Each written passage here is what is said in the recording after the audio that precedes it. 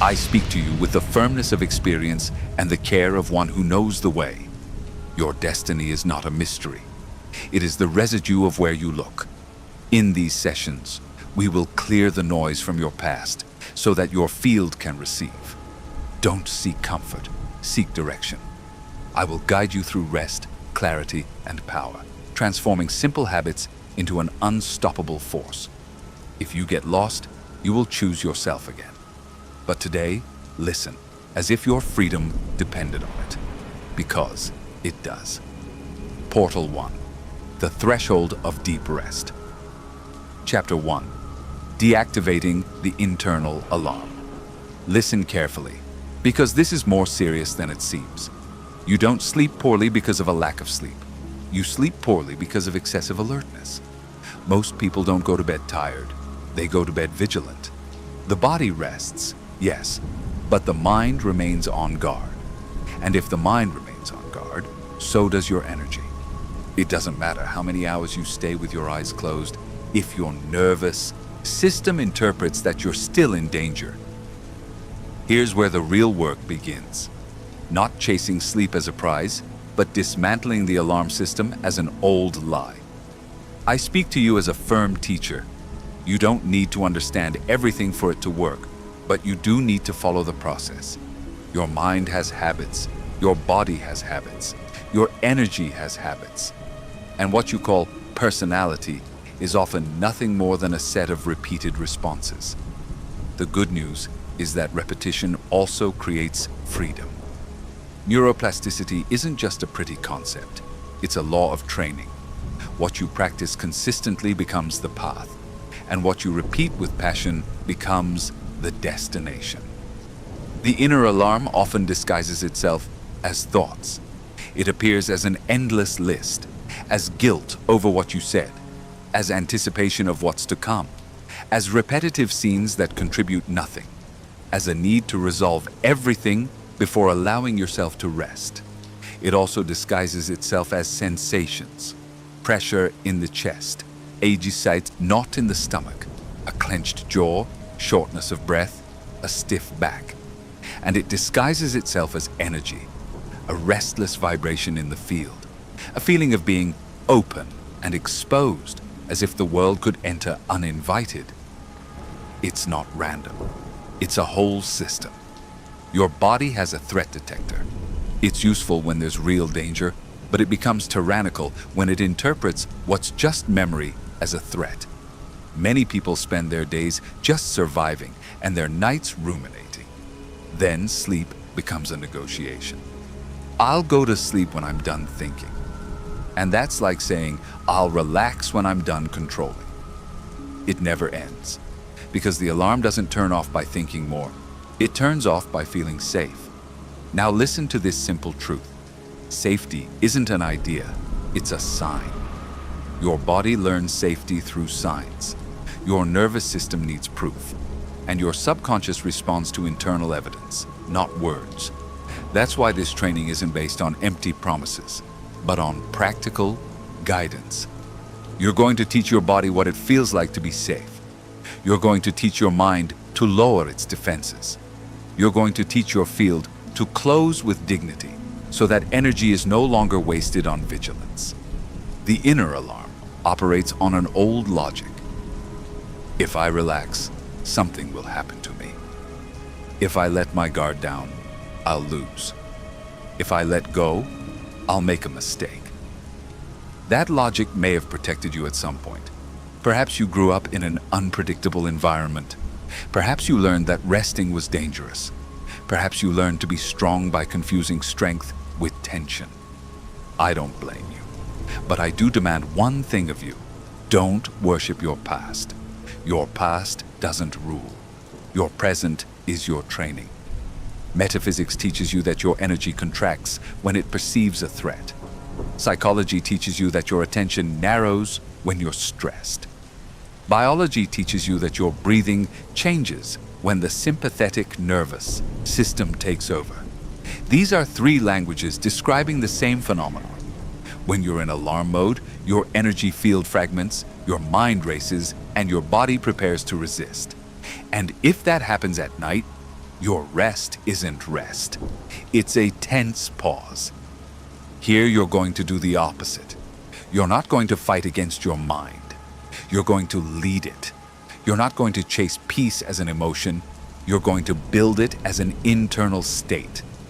True peace isn't the absence of thoughts, it's the presence of command. First, get your bearings.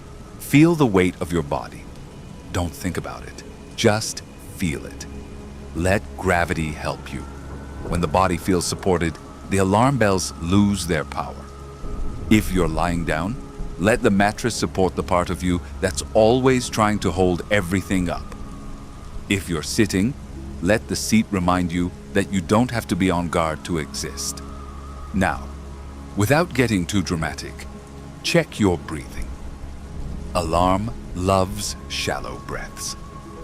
Calm loves deep breaths. And here's a firm instruction. Your exhalation is key. Not because it's mystical, but because your body interprets a longer exhalation as a sign of safety.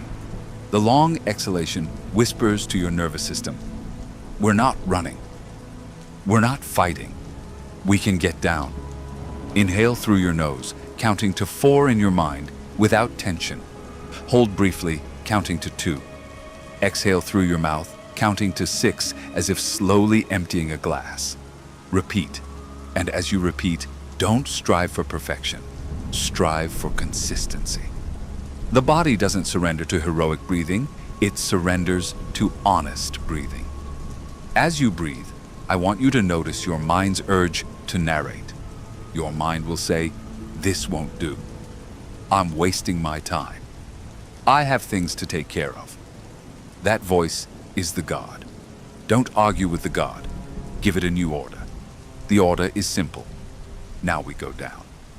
Say it internally in a commanding tone, not a pleading one. And then return to the long exhalation. This is where the first principle of applied neuroplasticity comes into play. Repetition with state. You're not calming down as an event. You're creating a pathway. Every time you return to the long exhalation, you reinforce an association. Darkness equals safety, bed equals refuge, silence equals rest. If your brain has learned the opposite, you unlearn it with practice. And practice, when done with firmness and patience, is invincible. Now let's work on the ground, because you're not just body and thoughts. Your energy also needs closure. Imagine effortlessly that your attention is a light that scatters throughout the day. It gets caught up in conversations, screens, to-dos, memories. That robs you of presence. And when presence is lacking, anxiety increases. Not because you're weak, but because your system isn't whole. You will regain your energy with a simple action. Bring your attention to the center of your chest, as if there were an internal point of gravity. There. Don't force it, just return. And as you return, say to yourself, I return to myself. This phrase is not poetry, it is a command, it is an energetic boundary. It is the decision to stop living externally. If images, scenes, or worries arise, don't chase them. Acknowledge them and release them with a firm statement. Tomorrow, in the light. And return to your chest. Return to the weight. Return to the exhalation. You decide where your mind settles. Attention is a throne, and you are the one who sits upon it. Now place one hand on your abdomen and the other on your chest, if that feels comfortable. Do it as a gesture of loving authority. Your nervous system responds to touch. It's biology and practical magic. Your body understands, I'm with myself. And when you're with yourself, the alarm system loses its fuel. Feel the warmth of your hands, feel the air flowing in and out. And listen to this instruction. Don't try to fall asleep. Try to let go. Falling asleep is a consequence. Letting go is practice. The anxious mind wants quick results. The master trains processes. Here, you train the process. Now, I'm going to give you a powerful image. Visualize a door in your mind. Behind that door are your pending tasks, your conversations, your affairs. You don't deny them. You don't repress them. You organize them. With each long exhalation, you gently push the door toward closing. Not with anger, but with dignity. When the door closes, you are not trapped, you are protected. And now for the energy closure. Imagine a subtle sphere around your body, like a layer of calm. It's not a wall, it's an intelligent boundary. It allows your energy to remain with you. Nothing enters without your permission. Nothing leaves due to distraction. This is a nightly aura cleansing, and also a way to train your sense of inner control. Healthy control, the kind that doesn't strangle, the kind that brings order. If you feel resistance at this point, that's perfectly fine. Resistance is a sign of change.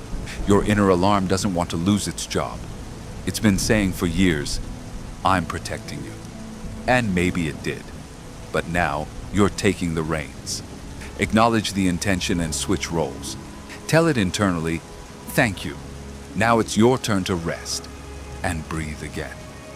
We're going to introduce a psychological component that retains and transforms: reattribution. Many believe their restlessness means something is wrong. Number. Your restlessness means your system has learned to be alert. That can be trained. Your restlessness isn't identity, it's habit. And habits are designed, repeated, and reinforced. I want you to close your eyes, if you haven't already, and mentally repeat a short phrase to the rhythm of your exhalation. I am safe now. If your mind protests, that's okay. The phrase isn't negotiable, it's practiced. I am safe now. You're not affirming a future, you're marking a present. And the present is the only place where the nervous system can change. Allow your body to begin sinking a little deeper into the support. Allow your tongue to rest on the soft palate. Relax your jaw. Release your shoulders as if you were letting go of a heavy coat. Notice the microsecond in which your body understands. It's no longer necessary. That microsecond is gold. That is where peace is built. If thoughts of abundance, money, and opportunities arise and are mixed with anxiety, listen to this. True receiving doesn't come from chasing, it comes from allowing. A nervous system in a state of alarm rejects life, even when it says it wants it. Your rest is a strategy for inner prosperity. When you sleep better, you make better decisions. When you make better decisions, you act better. When you act better, you receive more. Abundance begins in calm, not in haste. Now, open a small loop of expectation for your mind, because the mind needs direction to avoid running away. If you do this training consistently, your body will learn to turn off the alarm more quickly. Not miraculously tomorrow, but soon through practice. You will begin to notice that the silence no longer feels empty and begins to feel safe. You will begin to notice that your energy returns to you effortlessly. You will begin to notice that your self-esteem no longer depends on solving everything, but arises from inhabiting yourself. Hold on to this last command, simple and powerful. Exhale deeply, return to your chest, close your field, and release the day. Don't look for a dramatic sign. Look for the descent. And when sleep comes, don't thank it as luck. Acknowledge it as a result. Because here, you're not asking for rest. You're training inner authority. And that authority, once established, is never lost. If you've made it this far, it's clear this topic resonates with you. Remember that the first link in the description has more content that can take you even further. Chapter 2. Breathing as a key. There's a reason why, when someone is frightened, they hold their breath. And there's a reason why, when someone feels safe, their breathing becomes slow, deep, almost silent. Breathing isn't just a mechanical act, It's a language. It speaks to the body, to the mind, and to that invisible space where energy organizes experience. If you learn to read that language, you also learn to write it. And when you write it, you change your state. When you change your state, you change your life. Most people breathe the way they live, quickly, superficially, hurriedly, without being present. Not because it's their fault, but because the pace of the world trains the rhythm of their chest. Screens, notifications, social tension, comparisons, rushing, noise. All of that gets into the air. And if the air is polluted with urgency, the nervous system interprets it as a warning. Then the typical symptoms appear. Trouble falling asleep. The heart rate seems to never slow down. The mind takes stock of problems. The body tenses up without realizing it. It's not weakness. It's unconscious training. The good news is that the body doesn't need long speeches to change. It needs clear, repeated, and consistent signals. Breathing is the most direct signal you have. It doesn't depend on the world changing. It depends on your decision. And that decision, sustained over time, is a form of self-esteem. You become someone who takes care of themselves even when no one is watching. Some people search for peace as if it were far away, as if it were a place. Peace, in reality, is a rhythm. A breathing rhythm, a heart rhythm, an internal rhythm. When your rhythm speeds up unnecessarily, your mind creates stories to justify it. When your rhythm slows down intentionally, your mind runs out of fuel and begins to let go. The mind doesn't control as much as it thinks. The mind follows the body's state more than it directs it. That's why this training begins with the simplest things, not the most spectacular. Breathing doesn't need mystery to work, but it can certainly be mysterious if you wish. Because when you breathe, it's not just air that enters. It's life, it's energy, it's permission. Now understand this clearly. There isn't just one way to breathe that works for everyone.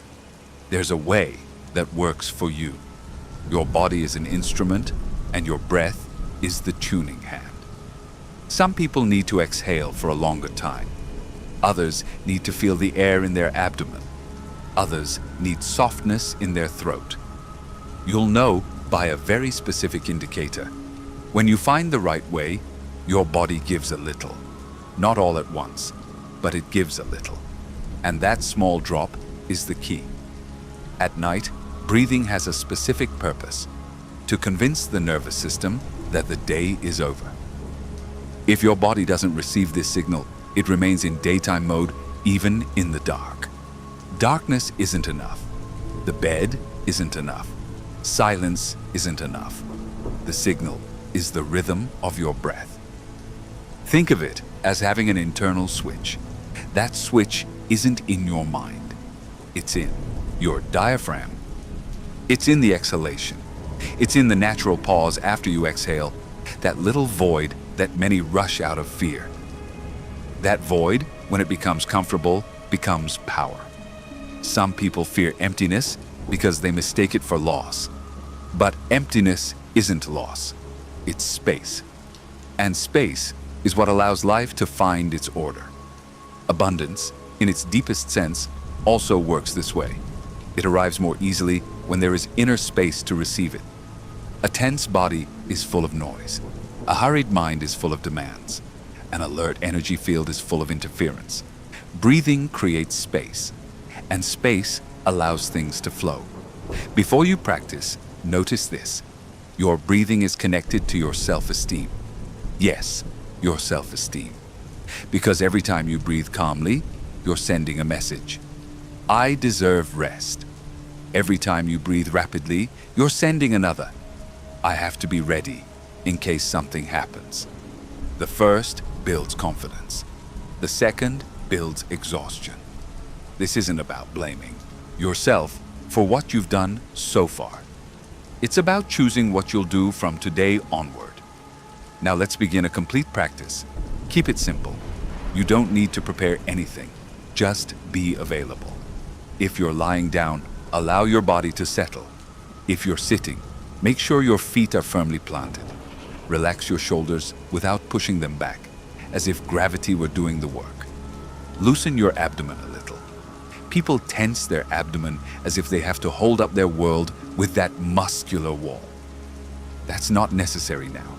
Let your abdomen be a soft, supportive home. Bring your attention to your nose. Inhale through your nose as if you were smelling something clean. Don't force the air, just be aware of it. Feel how the air cools slightly as it enters. Then allow it to descend to your chest, and then to your abdomen. Don't push it. Just let it flow. Now exhale gently through your mouth as if you were fogging a window.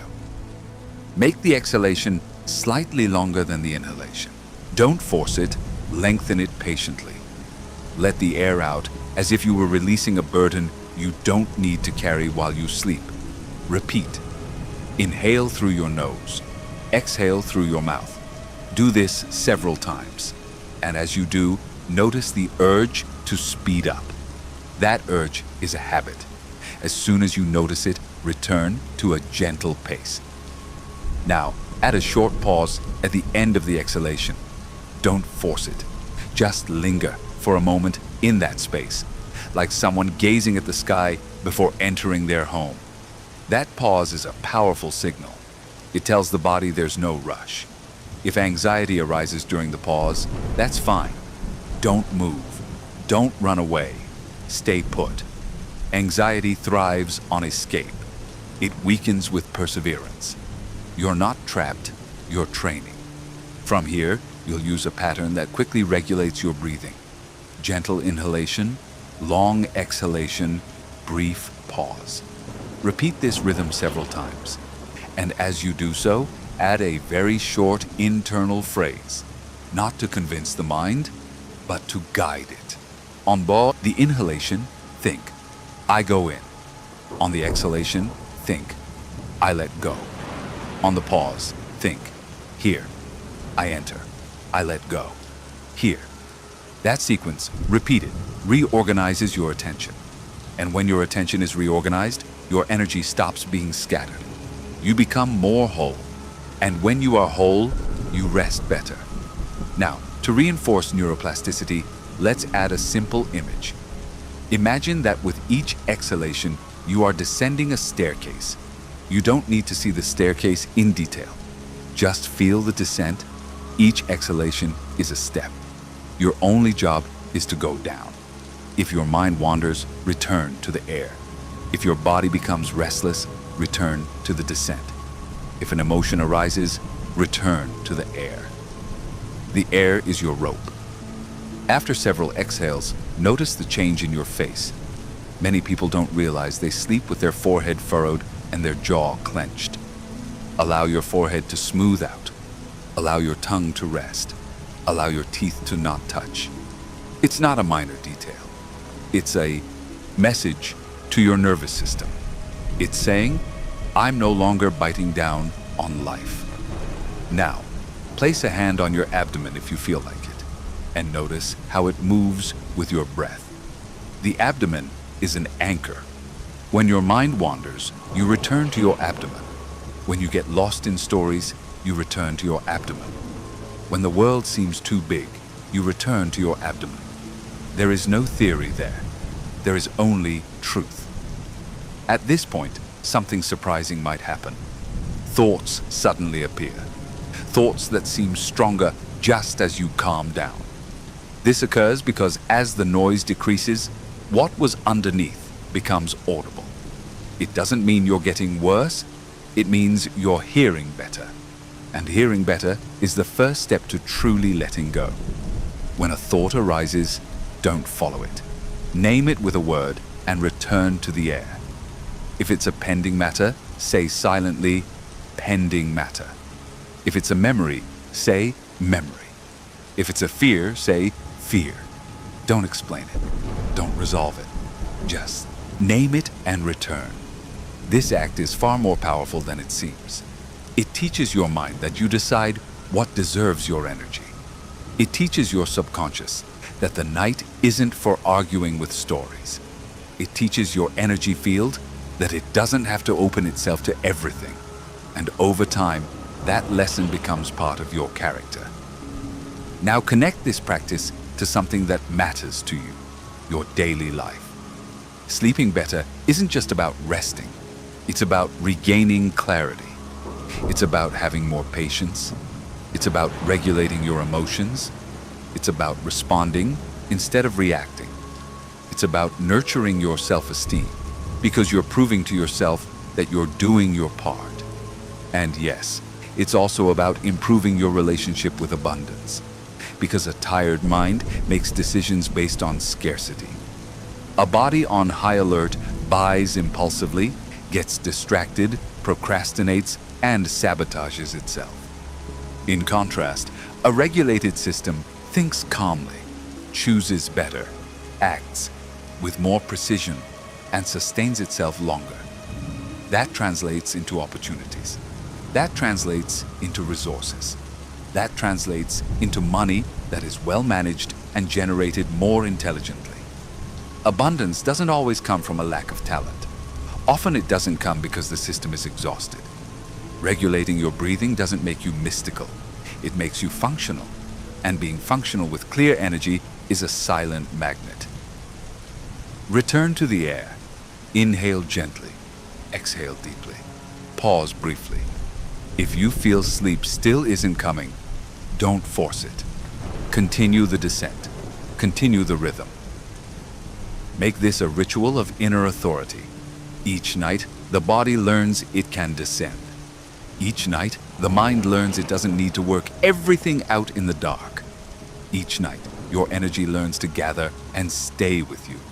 And when sleep finally arrives, I want you to receive it without noisy celebration. Like someone opening their front door and walking in naturally. You're not winning a battle. You're establishing a sacred habit.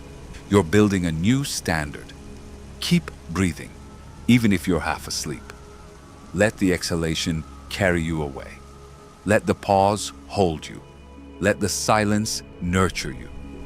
And remember, without question, every time you choose this rhythm, you are choosing a clearer, more stable, more dignified, and more abundant life. Chapter 3. Closing the day without charging it. What you don't close follows you. What you don't let go of sticks to you. And what sticks to you doesn't always manifest as a thought. Sometimes it manifests as a body that won't give up, as light sleep, as waking up in the middle of the night, as a feeling of being on, even when everything is silent. Most people think the problem is the night, but often the problem is the day that comes into bed with you. There's a common misconception that resting means shutting down the body.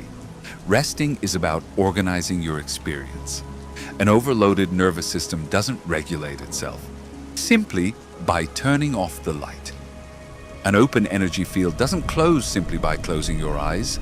A burdened mind doesn't empty itself simply by lying down. This shutting down doesn't happen by accident. It happens through habit. And here's the root of it.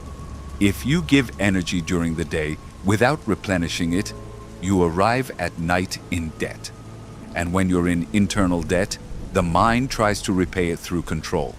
It reviews, rehashes, calculates, anticipates, dramatizes. Not because it wants to harm you, but because it believes it protects you. But this nightly protection comes at a high price.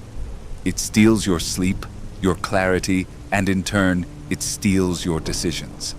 And repeated weak decisions become a small life. This isn't a metaphor, it's a pattern. Closing the day doesn't mean denying what happened. It means putting everything in its place. It's an act of psychological hygiene and energetic sovereignty. It's saying, this was today. This doesn't carry over into tomorrow. Doesn't. This doesn't linger inside me like slow poison. A proper closure doesn't absolve you of responsibility. It gives you back your power. Perhaps you're used to living with the feeling that something is always missing. something unfinished, something that needs answering, something that needs resolving, something that needs moving forward, something that needs improving. That feeling isn't always real. Sometimes it's a mental habit. Sometimes it's an inner voice trained by pressure, by comparison, by the need to prove oneself. And when that voice reigns, the night becomes a tribunal. You judge yourself. You demand things of yourself. You condemn yourself. Don't call it discipline. True discipline sustains you. Judgment wears you down. Self-esteem is built in a way many don't expect, by achieving small closures. The brain loves incompleteness. It gets stuck on what's unfinished. That's why if you go to sleep with open issues on your mind will keep working. Not because it's efficient, but because it's programmed to seek closure. So let's teach it to close things gracefully, without needing to resolve everything right away. First, understand this simple idea. The day leaves behind remnants. Emotional remnants, conversational remnants, screen remnants, stress remnants, expectations remnants. If you don't clear away these remnants, they become internal noise. And internal noise prevents you from going deep. Your goal isn't to eliminate the noise of the world. Your goal is to prevent the noise from living within you. Now you're going to do a full practice. Don't worry if it feels artificial at first. That's normal. The artificial becomes natural with repetition. The new feels strange because your system is used to the old. Begin with your body, not your mind. The body is the container. If the container is tense, what you release will rise back up like foam. Bring your attention to your feet. Notice if they are tight or loose. Release. Bring your attention to your calves. Release. Knees. Release. Thighs. Release. Pelvis. Release. Abdomen. Release. Chest. Release. Shoulders. Release. Arms. Release. Hands. Release. Neck. Release. Jaw. Release. Eyes. Release. Forehead. Release. Don't seek to feel something extraordinary. Seek the inner act of letting go. Like someone dropping heavy bags upon entering their home. Now move on to the air. Inhale gently through your nose and exhale slowly through your mouth. Let the exhalation be like sweeping away a broom.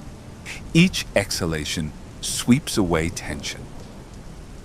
And at the end of each exhalation, remain silent for a moment. That silence is the point where the system begins to believe. Now comes the mental closure, and it will be brief. It won't be an endless analysis. The mind loves endless analyses because it keeps it occupied. Here, we're not looking for occupation, we're looking for order. You're going to make 3 internal lists. Don't write them down if you don't want to. Just go through them mentally, one by one, with focus. The first list is what I did do today. The second is what I'm leaving for tomorrow. The third is what I'm letting go of today.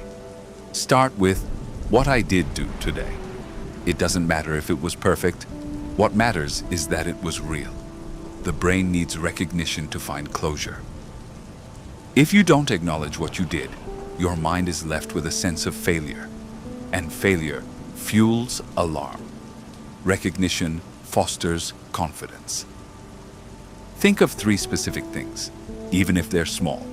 Even if all you did was survive with dignity, that counts. Name them silently.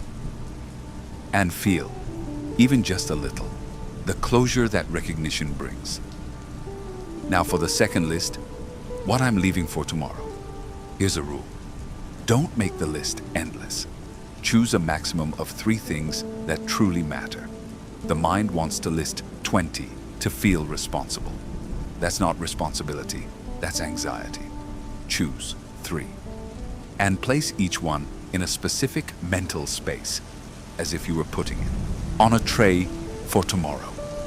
You're not ignoring it, you're intelligently postponing it. When your system senses there's a place for it, it stops squeezing.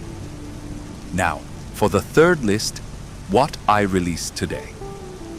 Here, you release lingering emotions.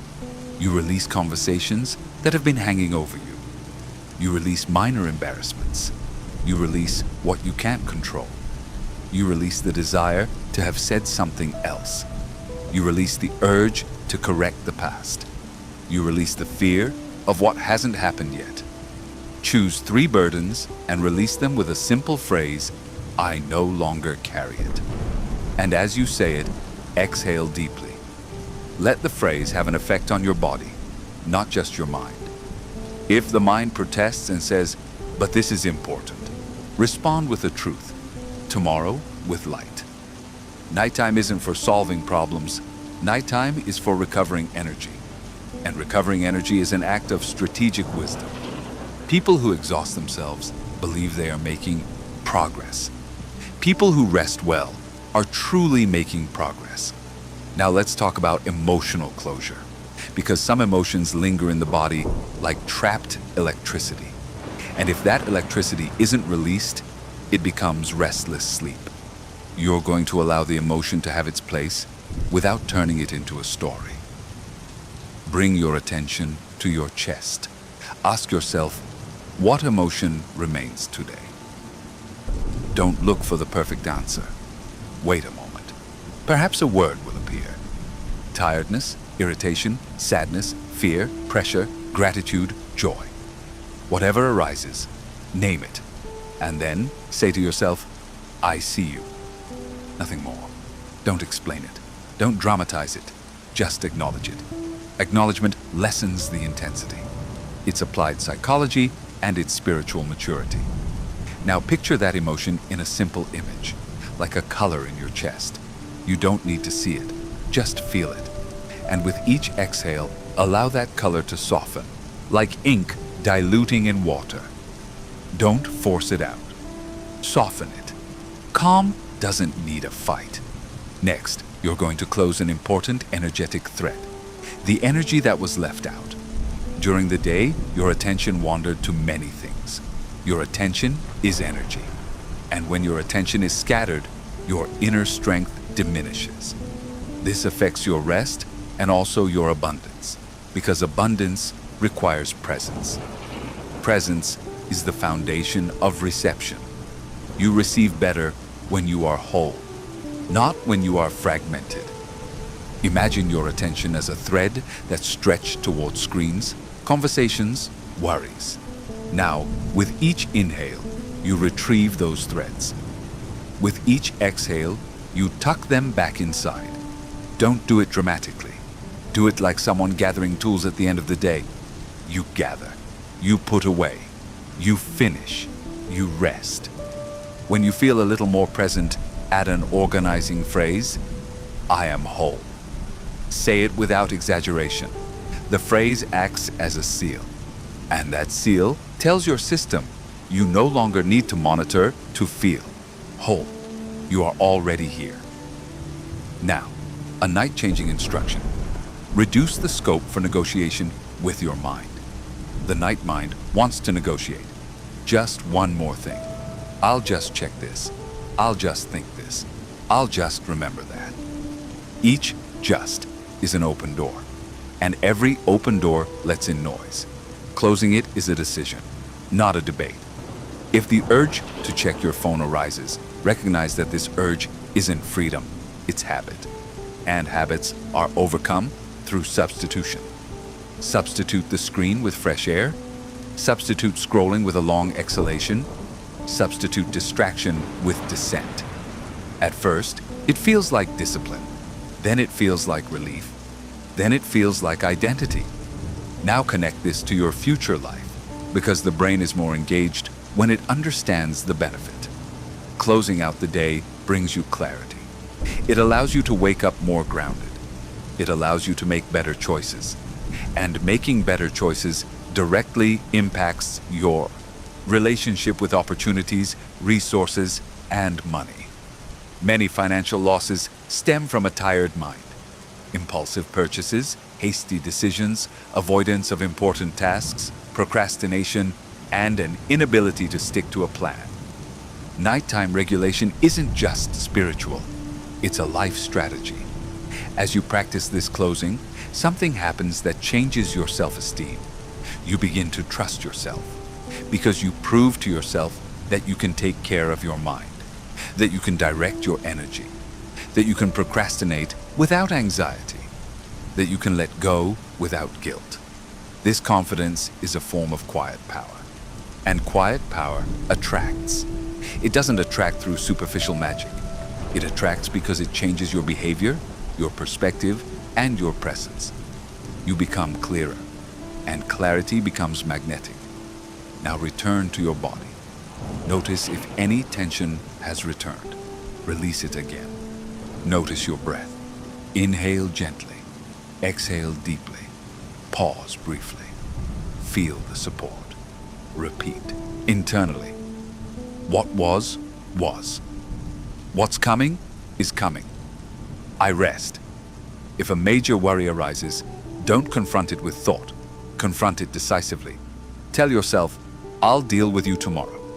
And instead of continuing the story, return to the air. The story is a labyrinth. The air is an exit. And here, just before falling asleep, at a final, short closing, like a signature. Think of one thing you're grateful for from the day. Just one. Not to force positivity, but to focus your attention. The nightly focus is a seed. What you sow before sleep grows in your subconscious. If you sow complaint, noise grows. If you sow genuine gratitude, calm grows. Gratitude isn't naivete. It's a direction for the mind. Choose one thing. Give thanks. Exhale. Now, the day is where it should be. Behind you. You are where you should be. Here. The nervous system receives the message. The mind runs out of arguments. Energy gathers. And when all of that aligns, the dream is no longer chased. It arrives. Hold on to the air. Let your body sink a little deeper. Let the pause become comfortable. And if tomorrow brings challenges, it doesn't matter. Because you will have recovered the only thing that makes any challenge manageable. Your presence, your clarity, and your deep rest. Chapter 4. Nightly rewriting of the subconscious. What you think you are isn't always who you are. Often, it's what you've repeated. And what you've repeated isn't always a choice. You inherited it, copied it, learned it for survival. The subconscious is where life becomes automatic. It's not an enemy, it's an engine. It keeps you alive, moves you without asking permission, makes you react before you can even explain yourself. And that's why, if you want peace, clarity, deep rest, self-esteem, and abundance, understanding isn't enough. You have to rewrite. True rewriting doesn't happen when you're in war mode or when you're under the full pressure of the day. It happens when the body slows down. It happens when the nervous system loosens its armor a little.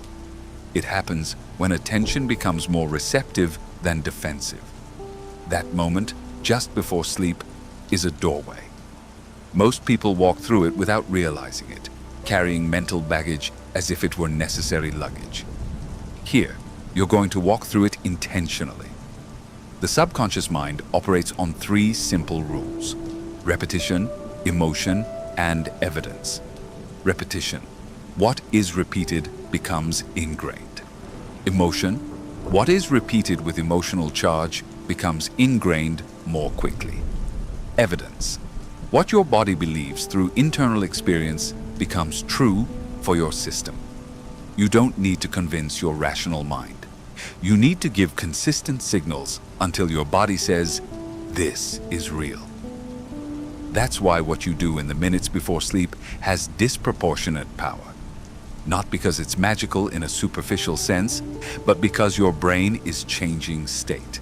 And in that change, more malleable internal pathways open up. Neuroplasticity isn't activated just by studying. It's activated by state. A state of calm opens learning. A state of alarm closes learning. It's that simple. Now observe how most people feed their subconscious. They fall asleep staring at screens. They fall asleep with the news on. They fall asleep comparing themselves to others. They fall asleep with unfinished conversations. They fall asleep replaying mistakes.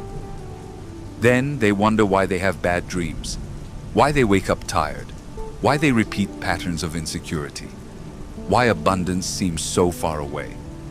It's not punishment, it's programming. If you cultivate a sense of scarcity before bed, the next day will feel cramped. If you cultivate a sense of guilt before bed, the next day will feel heavy. If you cultivate a sense of urgency before bed, the next day will feel unstable. If you cultivate a sense of calm and direction before bed, the next day will feel clearer. This isn't fantasy, it's inner coherence. Here, you won't use statements, like someone who's deceiving themselves. You'll use commands like someone who's training. The difference is enormous. Deception tries to cover things up. Training instills. First, you're going to clear the door. You can't write over noise without it blurring. To clear, go back to basics. Find a comfortable position. Feel supported. Inhale through your nose. Exhale deeply through your mouth. Repeat several times. Relax your shoulders, jaw, and abdomen. Let your body lower slightly. That lowering is the signal that the door is opening. Now you're going to do a brief review of the day, but with a different intention. Not to judge yourself, not to analyze everything, just to extract lessons and let go of the rest. The subconscious learns through scenes, not through speeches. So you're going to choose a single scene from the day that represents what you want to release.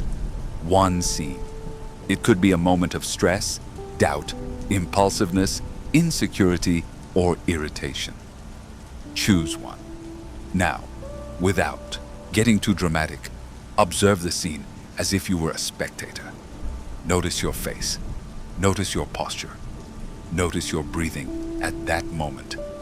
Notice what story you told yourself. And now comes the powerful part. You don't stop there. You rewrite it. Rewriting isn't denial. Rewriting is choosing a different response. Your system needs to see an alternative. When it sees an alternative repeatedly, the alternative stops being just imagination and becomes a possibility. And when it becomes a possibility, with practice, it becomes a habit. So take that scene and change just one thing. Don't try to change everything. Change one key thing: the breathing. In your rewrite, you see yourself exhaling deeply before responding. You see yourself relaxing your abdomen before deciding. You see yourself pausing before speaking. You see yourself choosing firmness without aggression. You see yourself withdrawing your energy from what isn't yours to take. That one thing, repeated, reprograms you. Now, add emotion, because the subconscious needs to feel. Feel the relief of having responded better. Feel the dignity of having chosen yourself. Feel the calm of not having reacted from hurt. Don't overdo it. Just feel enough for the body to say, that would be better. The body understands that truth. Now close that scene. Imagine it as a file you save in a folder called Learning. It doesn't stay open. It doesn't linger. You save it. And as you save it, you exhale. The body releases when there is closure. Now comes the intentional writing of the night. Here you will plant an identity, not a wish list, an identity. Identity is what your mind believes is possible for you. If your identity is, I am anxious, everything filters through that lens. If your identity is, I struggle, everything filters through that lens. If your identity is, I can't cope, everything filters through that lens. Changing your identity isn't about repeating pretty phrases. It's about installing small, consistent, and verifiable internal experiences. Experiences like, I can calm my breathing. I can wind down for the day. I can let go. I can return to myself. Each experience is a brick. Tonight, you're going to lay 5 bricks. 5, no more. Because the mind loves exaggeration and then gives up. This is about holding on. You're going to say 5 sentences to yourself, one by one, in time with your exhalation. Don't say them quickly. Don't say them like you're reading. Say them like you're giving directions. The first one, my body learns calm. Exhale. The second, my mind learns silence. Exhale. The third, I choose myself without guilt. Exhale. The fourth, I receive with confidence. Exhale. The fifth, my life opens up with clarity. Exhale. Now don't wait to feel something spectacular. The work isn't always felt in the moment. Sometimes it's felt the next day, when you react differently without realizing it. Sometimes it's felt in a conversation where you don't get upset. Sometimes it's felt in a decision where you don't sabotage yourself. Sometimes it's felt in an opportunity that you finally seize calmly. That's reprogramming. Now, to make the subconscious mind accept it as evidence, you're going to add a micro-physical exercise to each phrase. This is key, because the body is the seal. Without the body, the mind believes it's just theory. With the first phrase, relax your forehead. Let it smooth out. Your body registers calm. With the second one, loosen your tongue and jaw. Your body registers silence. With the third one, open your chest slightly, as if you were breathing with a little more space. Your body registers choice. With the fourth step, relax your abdomen. A tense abdomen rejects. A loose abdomen receives. Your body registers reception. With the fifth, lower your shoulders and feel the weight of your body. Your body registers clarity and direction. Now, you're truly planting seeds. You're giving the subconscious a complete experience. Phrase, subtle emotion, body language. That creates a pathway. That creates learning. Now we come to the part where abundance enters internally, not as an obsession, but as coherence. Many people say they want abundance, but their nervous system lives as if it can't receive it. It's always on alert, always tense, always controlling. That control isn't malice, it's fear. And fear, even if silent, sends a signal to the world. There's no space. Abundance needs internal space. It needs trust. It needs regulation. Not because the universe is an ATM, but because you, when regulated, make better decisions and maintain better habits. That's why this nighttime planting includes a phrase of reception. Not to ask for money. To change your inner attitude toward life. Receiving is a skill. It's cultivated. And it begins in the most intimate place, allowing yourself to rest without guilt. Now you're going to do a brief but concrete visualization to build evidence. Imagine a version of yourself waking up tomorrow with a simple calm. Not euphoria, calm. You see yourself getting up with steady breathing. You see yourself choosing clearly. You see yourself responding with self-confidence. You see yourself acting consistently. And as a natural consequence, you see yourself opening up to an opportunity, a call, a message, an idea, a decision you've been putting off. You don't have to invent a fantastic story. Just see a door opening because you are more available. Feel what it feels like to be available. That's the essence of abundance, inner availability. When you're available, the world finds you. When you're closed off, the world passes you by. Not as punishment, but because of the frequency of your behavior. Now, if a voice appears saying, "This is ridiculous," don't fight it. That voice is usually just old habit defending its territory. Let it speak, and don't follow it. Return to the air. Return to the long exhalation. Return to the weight of your body. The weight is real. The air is real. The rest is just stories. Now let's seal the rewrite with one final action. The subconscious loves rituals. A ritual doesn't need candles or objects. It needs consistency and meaning. Your ritual will be a short phrase you say every night, right before you drift off to sleep. That phrase will be your signature. Say to yourself, "Today ends here," and exhale. Then say, "Tomorrow is born clean," and exhale. Then say, "I rest and receive," and exhale. Notice how these phrases aren't trying to convince you of anything. They simply organize. They organize time. They organize energy. They organize the mind. Now stop doing. Yes, stop doing. Because the ultimate mistake is trying to control even the practice. The practice has already been done.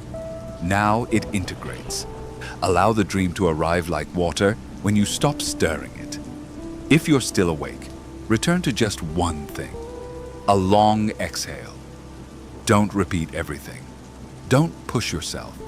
Just exhale long. Over and over again. That rhythm will be your bridge. And as you cross that bridge, remember, the subconscious doesn't need you to be perfect. It needs you to be consistent. Every night you cultivate direction, your life becomes a little more your own. Every night you close the night with dignity, your self-esteem grows. Every night you regulate your nervous system, your clarity increases. And when clarity and self-esteem are sustained, abundance ceases to be a struggle and becomes a consequence. Let your body sink. Let your mind become less important. Let the silence do its work. And allow yourself this simple truth. You can rewrite yourself without violence. You can transform yourself without breaking. You can change your life starting at night. Chapter 5. Dreams as Messengers and Medicine. Some people think sleep is about shutting down. It's not. Sleep is about processing. Sleep is about repairing. Sleep is about digesting life in a language the conscious mind doesn't control. That's why sleep not only rests the body, but also reorganizes memory, clears emotional burdens, and rebalances your energy. When you don't sleep deeply, you don't just lose hours, you lose integration. And when you lose integration, life feels fragmented. You doubt more, you react more, you struggle to maintain habits, and your self-esteem begins to depend on results you can't always control. Sleep, on the other hand, restores your center. And from that center, everything becomes simpler. Think of it as a medicine your body produces every night. It doesn't come in a box, you can't buy it, you can't beg for it. It's activated when your nervous system receives the right signal. And within that medicine, there's a messenger. Sleep as an internal experience, dreaming as a laboratory where your subconscious speaks, where your energy is cleansed, where what you couldn't resolve during the day is processed without demanding an explanation. People fear dreams because they don't understand them, or they idolize them and surrender their power. Both positions are immature. Dreams are neither tyrants nor absolute oracles. They are living mirrors. Sometimes they show what you feel. Sometimes they show what you avoid. Sometimes they show what is yet to mature. And sometimes they simply release tension. Not every dream is a prophecy, but every dream contains a sign, however small, an emotional texture, a recurring theme, a returning symbol, a body that reacts. If you listen to that signal intelligently, you stop fighting with yourself. You begin to understand yourself. And when you understand yourself, you regain direction. Direction is the foundation of calm. And sustained calm becomes a silent form of prosperity. You think better, you decide better, you sustain better, you receive better. Now, a truth that few accept. Many of your problems aren't solved with more thinking. They're solved with more sleep. Because while you sleep, your brain reorganizes connections. Neuroplasticity doesn't only happen when you learn something new. It also happens when you integrate what you've learned. Deep sleep allows what's useful to solidify. and what's useless to weaken. That's why, when you sleep well, certain worries lose their power without you doing anything heroic. The system does its job. And this is where metaphysics comes in with precision. During the day, your energy expands and mixes. You exchange energy, receive stimuli, absorb other people's tensions, and scatter yourself across screens, words, and tasks. At night, your energy field needs to gather, retreat, and settle. Sleep is the settling process. If you don't settle, you wake up clouded. If you settle, you wake up clearer. That's why this training includes a change of posture. Instead of going to sleep like someone who's giving up, you go to sleep like someone entering a sanctuary. Not a theatrical sanctuary, but an internal one. A place where the body repairs itself, the mind reorders itself, and the soul breathes. Before practicing, observe a pattern. When someone wakes up in the middle of the night and becomes anxious, they often believe they must control what they're feeling. But sleep is a process of intelligent decontrol. Your conscious mind steps aside, so the entire system can perform maintenance. If you try to control that maintenance, you disrupt it. It's like walking into a garage while they're fixing the engine and trying to touch parts out of fear. The best thing you can do is allow it, with gentle guidance. Now you're going to learn how to transform dreams into messengers and medicine. You don't need to remember everything. You don't need to interpret like a fanatic. You just need to build a bridge. Start with the simple. Decide that your dreams belong to you. Some people dream and wake up as if they've been in a movie. That attitude leaves you passive. You are not passive. You participate. The subconscious responds to clear intention, not weak curiosity. Lie down and feel the support. Inhale through your nose. Exhale deeply through your mouth. Repeat this several times until you feel a slight descent. That descent is the key you already know. Your body begins to believe. Now, focus your attention on the center of your chest without drama. Feel a point of presence, and from that point, formulate a short intention, as if you were speaking directly to your inner self. Don't give a speech. A short intention is more effective. Say to yourself, "Tonight I will bring order to myself," and exhale. Then say, "Tonight I cleanse myself," and exhale. Then say, "Tonight I receive clarity," and exhale. You're not asking for a perfect dream. You're giving an energetic command. Let rest do its work. And if your mind pops up saying, "What if I dream strange things?" calmly answer it. The strange isn't the enemy. The unprocessed needs to be released. When it's released, it stops weighing you down. Now you're going to create a symbol of protection, because that lowers internal vigilance and improves rest. Imagine a subtle layer around your body, like a calm atmosphere. It's not a rigid wall, it's an intelligent boundary. Within that atmosphere, everything that is processed safely. Nothing invades you, nothing pulls you in. Everything is integrated. Return to your breathing. Inhale gently, exhale deeply. Pause briefly. Now comes the bridge to dreams. You're going to invite the messenger with a question, but the question must be precise. If you ask, "What should I do with my life?" the mind gets tangled up. If you ask something more concrete, the subconscious responds with clearer signals. Choose just one of these inner directions, the one that feels most alive right now. Peace, clarity, self-esteem, abundance. Choose one. Only one. When you have it, say to yourself, "Show me the next step toward my clarity," or "Show me the next step toward my peace," or "Show me the next step toward my self-esteem," or "Show me the next step toward my abundance." And here's an important point. Don't ask for the result. Ask for the step. The step is something you can train yourself to take. The result comes as a consequence. This shift in focus, besides being spiritual, is also psychological. It reduces anxiety and increases real action. Abundance grows when you take sustained steps, not when you obsess over the end.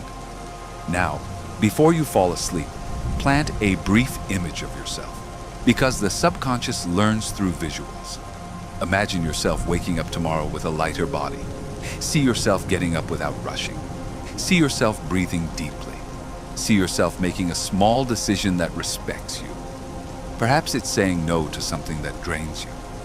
Perhaps it's completing an important task without procrastinating. Perhaps it's tidying your space. Perhaps it's writing a clear message. Don't seek greatness. Seek coherence. Coherence builds self-esteem. Self-esteem sustains abundance. Feel that scene for a few seconds, not for endless minutes, just long enough for your body to register that's possible. And exhale. Now, let go. Let sleep come. If you have an intense or disturbing dream during the night, remember this. Often, sleep is releasing tension from the nervous system. What you perceive as a threat in the dream may simply be energy being released in a symbolic setting. Don't turn it into a horror story. If you wake up, don't reach for your phone. Don't go into bright light. Don't try to solve anything. Stay in the dark. Inhale gently. Exhale deeply. Place a hand on your chest or abdomen and repeat to yourself, "It's being released." This phrase is permission. Permission brings calm, and calmness returns you to the process. If the dream was very clear and you feel it carries a message, don't immediately interpret it with anxiety. The message is best understood when you're calm, not when you're agitated. The first step is simply to acknowledge it. And here's a technique that changes your relationship with dreaming. When you wake up, don't get up automatically. Stay still for a few seconds. Without moving too much, ask yourself, what emotion lingered? Not what happened in the dream, but what emotion remained. That emotion is the key. Perhaps it was fear, relief, strength, sadness, gratitude, desire, or determination. The emotion reveals the theme without you getting lost in the details. Now do something simple. Name 3 words that describe what you remember, even if it's just a little. 3 words. They could be water, door, hurry, or house, voice, calm, or money, street, wait. 3 words are enough to create a bridge. When the brain is trained, it begins to remember more. Sleep memory is also trained as a habit. If you want to make it more powerful, imagine those 3 words as clues, not chains. A clue doesn't control you, it guides you. Ask yourself, what is this trying to show me about myself? And then wait. Don't look for a perfect answer. Sometimes the answer comes as a feeling. Sometimes it comes as a simple idea during the day. Sometimes it comes as a decision you finally make. Now integrate sleep as medicine with a closing gesture. Say to yourself, I take the learning and let go of the rest. This phrase avoids 2 extremes. The extreme of ignoring everything and the extreme of obsessing. Learning? Yes. Obsession? No. Now let's connect this to self-esteem and abundance in a mature way. Sleep shows you where you're betraying yourself. It shows you where you're rushing things. It shows you which part of you is still on high alert. When you see that, you can adjust your habits. And habits are the invisible structure of your financial, emotional, and energetic life. A person who sleeps poorly tends to be less consistent. And without consistency, abundance becomes intermittent. On the other hand, when you sleep better, you are more consistent. You maintain decisions. You maintain boundaries. You maintain work. You maintain focus. That changes opportunities. That changes resources. That changes money. Not because sleep is a superstition, but because sleep restores your ability to be present. And presence is the root of good management, creativity, quiet discipline, and keen perception. Presence allows you to spot an opportunity before it passes. It allows you to say yes when it's appropriate and no when it's convenient. It allows you to build without burning out. Tonight, do the bridge again. Breathe. Lower yourself. Choose an intention. Ask for a step. If a dream appears, record the emotion and 3 words. Integrate. Release. And while rest envelops you, let this idea stay with you without question. Your sleep is a medicine already within you. The more you respect it, the more it heals you. The more it heals you, the clearer your mind becomes. The clearer your mind becomes, the stronger your self-esteem becomes. And when self-esteem becomes strong, life unfolds with less struggle and more openness. Chapter 6. Silence, Energy, and the Nervous System. Silence is not emptiness. Silence is a medium. It's the place where your system stops wasting energy reacting and begins to recover it. But for many people, silence feels threatening because silence reveals. In noise, you can get distracted. In haste, you can pretend everything is under control. In silence, what was hidden becomes audible. That's why so many fear it. Not because silence is harmful, but because silence removes excuses. However, if you approach it with wisdom, silence becomes a medicine that depends on nothing external. It becomes a state where the mind stops striving, the body stops tensing, and energy returns to its center. And when that happens, deep rest appears with a naturalness that many thought was lost. There are 2 kinds of silence. The first is external, the absence of noise in the environment.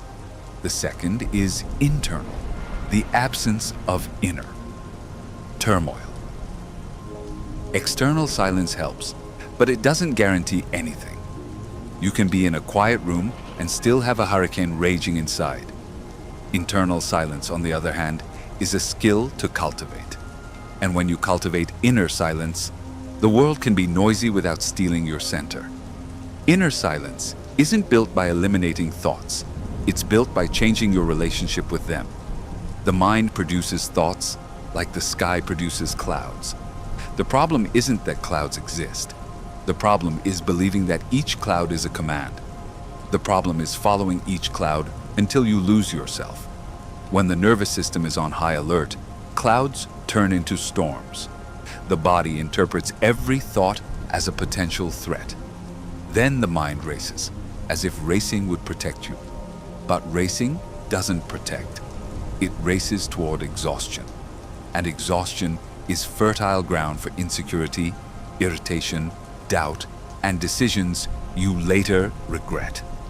Inner silence, on the other hand, restores stability. And stability is the foundation of clarity. Now connect this to energy. Your energy becomes chaotic when your attention is scattered. And your attention is scattered when your nervous system is dysregulated. That's why talking about silence isn't just spiritual. It's biological. It's psychological. It's practical. A regulated nervous system has one signal: the ability to stay in the body, to stay in the breath, to stay in the present. A dysregulated system needs to move, solve problems, check things, escape. That need is not a character flaw. It is a learned response. And what is learned can be unlearned. Tonight, you will practice a silence that is not passive. It is a directed silence. It is not about remaining motionless like a statue. It is about establishing an inner space that commands. That inner space is presence. Start with your body. Find a comfortable position. Feel the weight. Notice the points of contact. Back, legs, feet, neck, arms. Whatever is touching thee. Support. When your body recognizes the support, your mind relaxes. Because the support is a sign of safety. Now, Return to your breathing. Inhale gently through your nose. Exhale more deeply through your mouth. Repeat this several times. Not to perform a pretty ritual, but to send a signal to your system. There is no longer any urgency. The long exhalation is a language the body understands. Now pay attention to what happens when you try to be silent. Restlessness may arise. A persistent thought may appear. A feeling of emptiness may arise. An emotion may arise. All of that is normal. Don't make a problem of it. What arises is material for integration. Silence is not the absence of content. It is the presence of space. Now you're going to do a complete practice of inner silence based on 3 anchors. Each anchor is a door, and each door leads you back to yourself. The first anchor is the smallest sound you can perceive, not the loudest sound, the small one. Perhaps a faint hum, perhaps the air, perhaps a distant noise. Your job is to listen without interpreting. The act of listening without interpreting is a training in calmness. The brain learns that it can perceive without reacting. That lowers the sympathetic nervous system. That lowers alertness. Stay and listen for a few moments. If your mind comments, it doesn't matter. Return to listening. Don't chase after the story behind the comment. Return to the small sound. The second anchor is the smallest sensation in the body. Perhaps a tingle, perhaps temperature, perhaps a heartbeat, perhaps the movement of the abdomen. Your job is to feel without correcting. Feeling without correcting teaches the nervous system that it doesn't have to control to be okay. The need to correct everything is a form of fear. Here, you release that need. Stay and feel for a few moments. And if discomfort arises, don't run away. Notice if the discomfort changes when you look at it without fighting it. It often does, because calm attention regulates. Anxious attention amplifies. You choose how you look. The third anchor is the space between thoughts. At first, it seems not to exist because thoughts are stuck together like train cars. But there are micro spaces. There are moments. Your job is to notice even one. Don't force it. Don't try to stop your mind. Just look for the interval, like someone looking for a pause in a song. When you notice the pause, even if it's brief, you are learning inner silence. Now, as you practice these 3 anchoring techniques, notice something key. Inner silence isn't achieved through mental effort, but through bodily permission. If you try to silence your mind, you tense up. If you allow silence in your body, it arises. That's why the body is the fastest path. Let's delve deeper with a regulation practice that connects energy and the nervous system.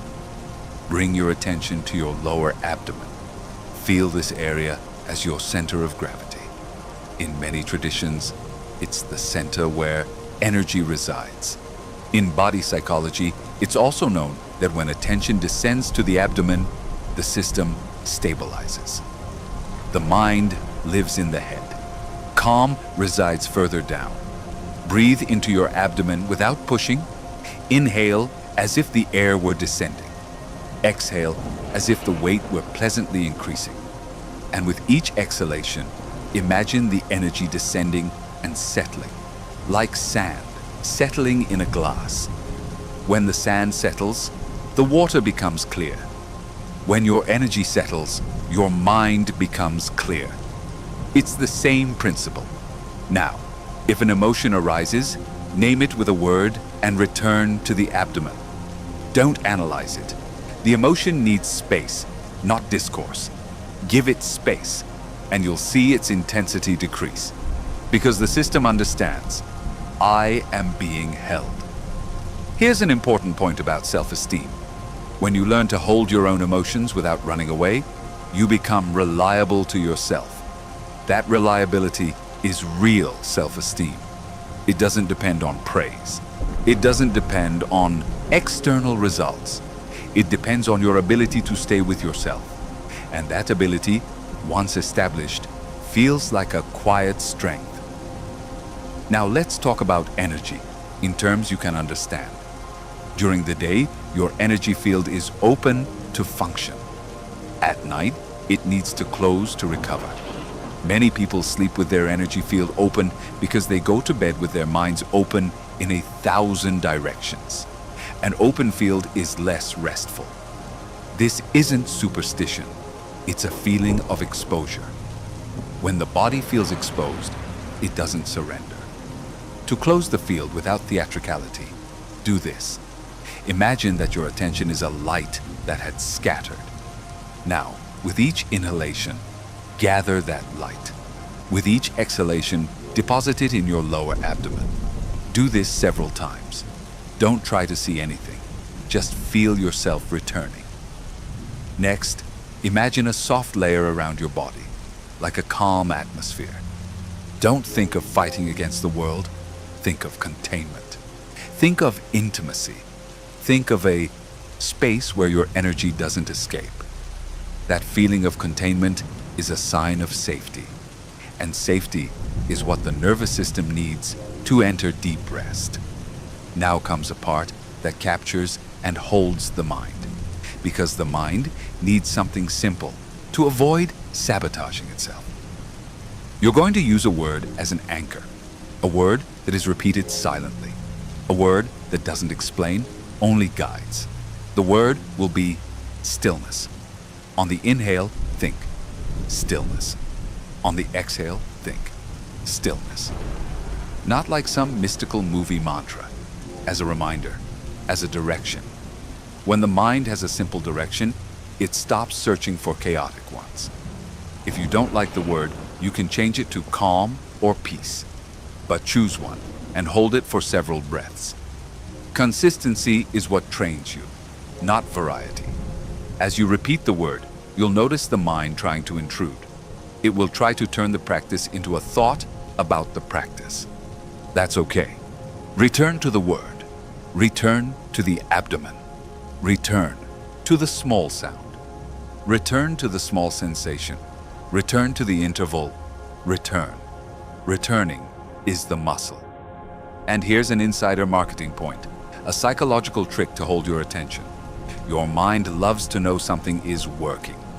So here's a simple indicator.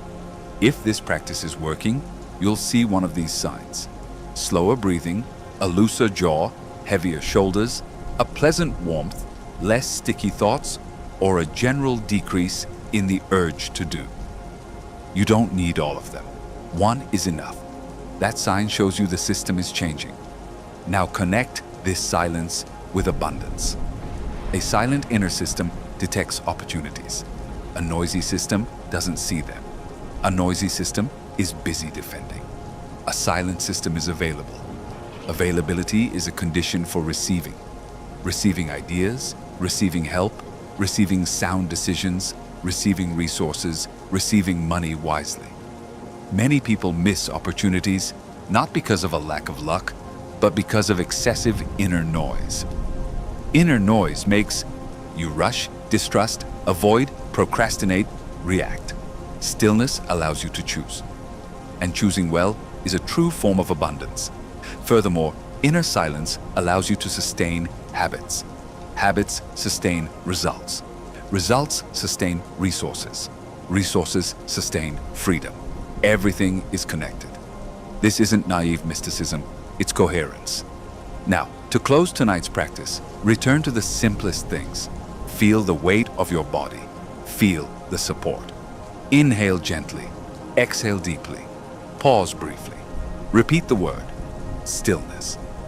Listen to the small sound. Feel the small sensation. Notice the interval. And if sleep comes, let it come without haste. If it hasn't arrived yet, that's okay. Stick with simple repetition. Repetition is a form of confidence. And confidence is the bridge to deep rest. Allow the silence to train you. Allow your body to surrender. Allow your energy to settle. And remember, inner silence doesn't take away your life. It gives it back. It gives it back clarity. It gives it back self-esteem. It gives it back the capacity to receive. And when you regain the capacity to receive, life becomes broader, more generous, and less burdensome. Chapter 7.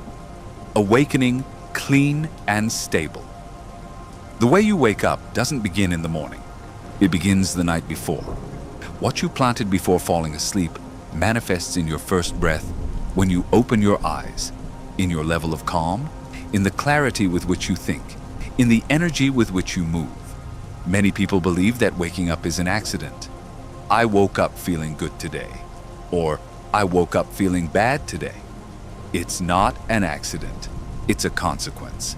And if you understand this, you regain a silent advantage. You can design your morning from the night before, and then sustain that morning with simple actions. Waking up feeling refreshed doesn't mean waking up feeling perfect. It means waking up without unnecessary burdens. Without that heavy cloud you can't quite explain. Without that irritation that appears for no reason. Without that rush that pushes you even when there's no emergency. Waking up feeling grounded means starting the day from a place of centeredness, not from a reactive state. The first thing you must accept is that your nervous system has inertia. If you fell asleep with your body on high alert, you'll likely wake up with your body on high alert. If you fell asleep with your mind ruminating, you'll likely wake up with your mind ruminating. If you fell asleep with your energy scattered, you'll likely wake up feeling fragmented. Inertia isn't destiny, but it is a fact, and facts allow you to intervene. Here, you're going to intervene with something that seems small, yet changes everything. The first scene of the day. The first scene of the day is a command to the subconscious. It's a message to the nervous system. It's an orientation to the energy field. If the first scene is chaos, the body understands. We keep running. If the first scene is presence, the body understands. I am safe. That difference affects your mind, your decisions, your habits, your self-esteem, and over time, your abundance. Because yes, abundance is also decided in the morning. It's decided by the focus you maintain, the energy with which you work, the clarity with which you choose, and the calm with which you respond. A chaotic morning is an escape. A stable morning is a magnet. Now let's build a clean and stable awakening without turning it into a rigid ritual that you then abandon. This needs to be sustainable. It needs to feel human. It needs to fit in even on difficult days. The goal isn't to control every minute. The goal is to establish a foundation. Start with this. When you wake up, your mind is still soft. It's a time when your subconscious is close at hand. If you immediately dive into screens, news, messages, comparisons, and urgent matters, it's like throwing black paint on a fresh canvas. Then, you spend the day trying to clean it up. It's unnecessary. The first act of self-esteem is protecting those first few minutes. When you open your eyes, don't jump up. Stay still for a few seconds. Not out of laziness, but for direction. Feel your breath. Notice if it's shallow or deep. If it's shallow, exhale deeply. Make an exhalation that sends a message, and then another. In that instant, you're teaching your body that the day doesn't begin in alertness. It begins in presence. Now, place a hand on your chest or abdomen, wherever feels most natural. Early touch tells your nervous system, I am with myself. And that message, repeated day after day, builds inner stability. Inner stability is the foundation upon which everything else grows. Next, ask yourself a simple question before thinking about the world. How am I? Not, what do I have to do? But how am I? This changes your relationship with yourself because it positions you as someone who listens to and guides themselves, not someone who trails behind on to-dos. Sometimes the answer will be, I'm fine. Sometimes it will be, I'm tense. Sometimes it will be, I'm tired. Sometimes it will be, I'm restless. Whatever the answer, don't argue. Just acknowledge it. Acknowledging is power. Now comes a step that cleanses the energy. Imagine that sleep left behind residue like fine dust. It's not dramatic. It's just a helpful image. With a gentle inhalation, you draw in clarity. With a long exhalation, you release that dust. Repeat several times. And as you exhale, feel your face relax, your tongue loosen, your shoulders drop. The body needs evidence, not theories. Now, before you get up, choose one intention for the day. Not a list of goals. One intention. Just one. If you try to choose 5, you'll fall back into a rush. Choose one that gives you inner direction. Clarity, calm, firmness, patience, presence, receptivity, order. 1. When you choose it, say it simply to yourself and let your body hear it. The intention becomes more real when you accompany it with deep breathing. Inhale gently, and as you exhale, feel that intention descend to your chest or abdomen as if it were settling there. Now get up without rushing. If you're used to waking up with a sense of urgency, this might feel strange. But automatic urgency isn't productivity. It's a stressful habit. Getting up at a more human pace changes your biology and therefore changes your mindset. Before speaking to anyone, before picking up your phone, before looking at the world, go to the bathroom and wash your face with water. Do it mindfully. Water is a marker of transition. Your body understands transitions through sensations. Cool or fresh water not only awakens you, it also cuts through emotional inertia. As the water touches your skin, imagine it washing away what you don't need. Not as a fantasy, but as a guiding principle. Now, if you can, open a window or find some natural light. Light is a code for your system. It tells your brain, it's daytime. This helps regulate your internal rhythm. And when your internal rhythm is regulated, you sleep better the following night. It's all interconnected. A good morning makes for a better night, and a good night makes for a better morning. Now let's get to the most important part. Your first focus. Your first focus is an investment. If you waste it on anxiety, you lose the day. If you invest it in presence, the day multiplies. The first focus should be something that strengthens you, not something that drains you. It could be a minute of deep breathing. It could be stretching slowly. It could be drinking water. It could be sitting for a moment, doing nothing, just feeling your body. It's not the action that matters. It's the message. I am in charge. Here's where a powerful psychological principle comes in. When you start your day with a micro victory, your brain releases a competence signal. You feel more capable. And when you feel more capable, your self-esteem quietly rises. That self-esteem doesn't depend on applause. It depends on internal evidence. And that internal evidence is real fuel for sustaining habits. Now, we're going to maintain stability throughout the day with a short practice that you can repeat several times, but without becoming obsessed with it. This practice is called the return. The return is a gesture of 3 breaths. 3, no more.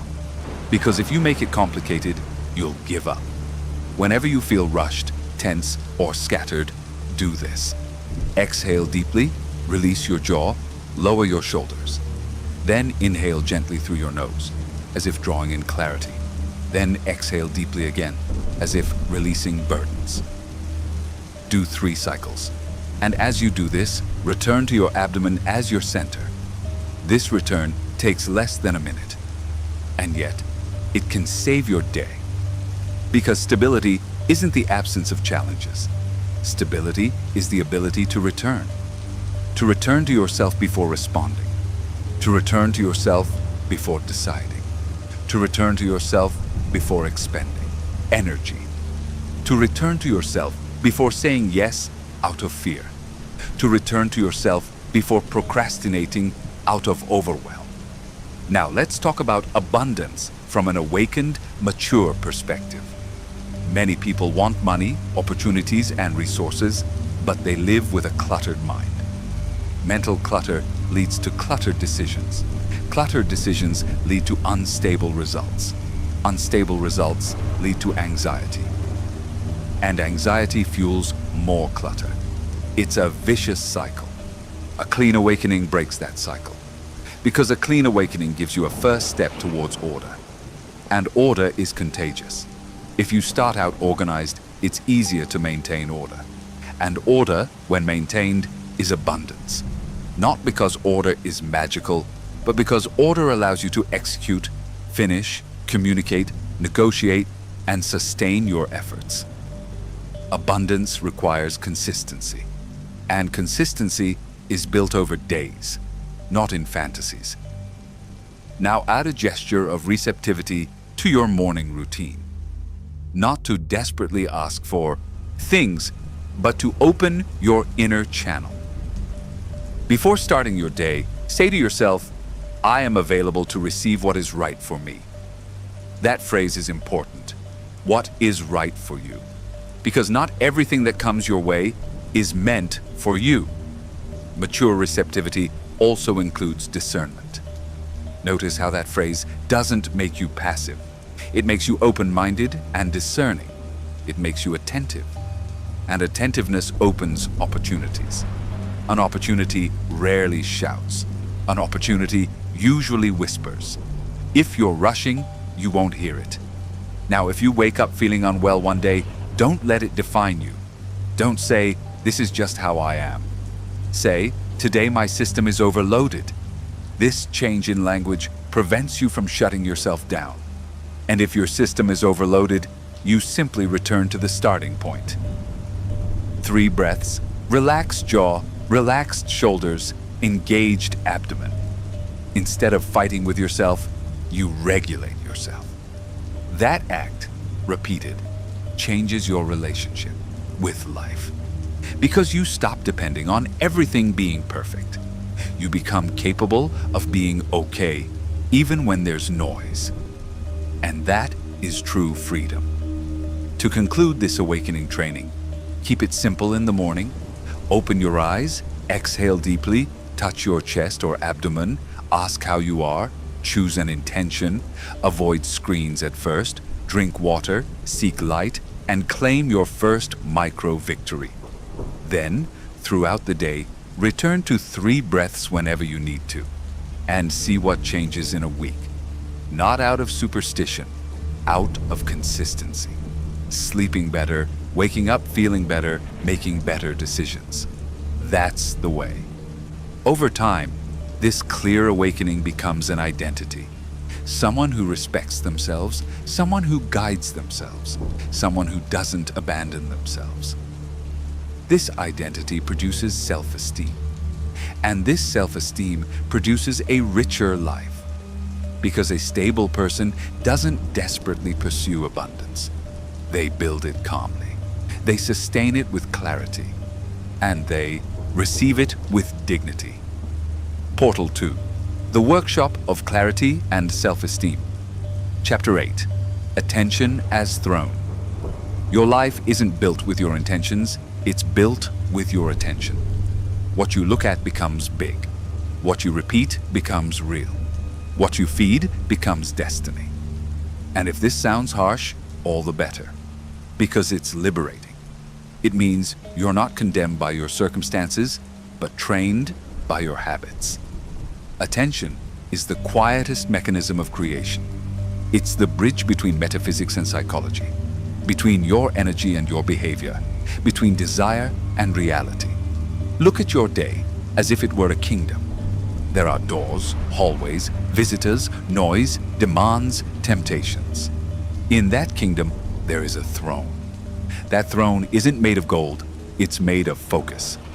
If the throne is empty, Anyone can sit on it. Urgency, fear, comparison, the past, the screen, the I have to, the I'm not enough. When anyone rules, you react. And when you react, your self-esteem erodes because you feel you don't belong to yourself. Clarity isn't lost for lack of intelligence. It's lost for lack of control. Your attention is your life in motion. Where you focus your attention, you focus your energy. Where you focus your energy, you focus your identity.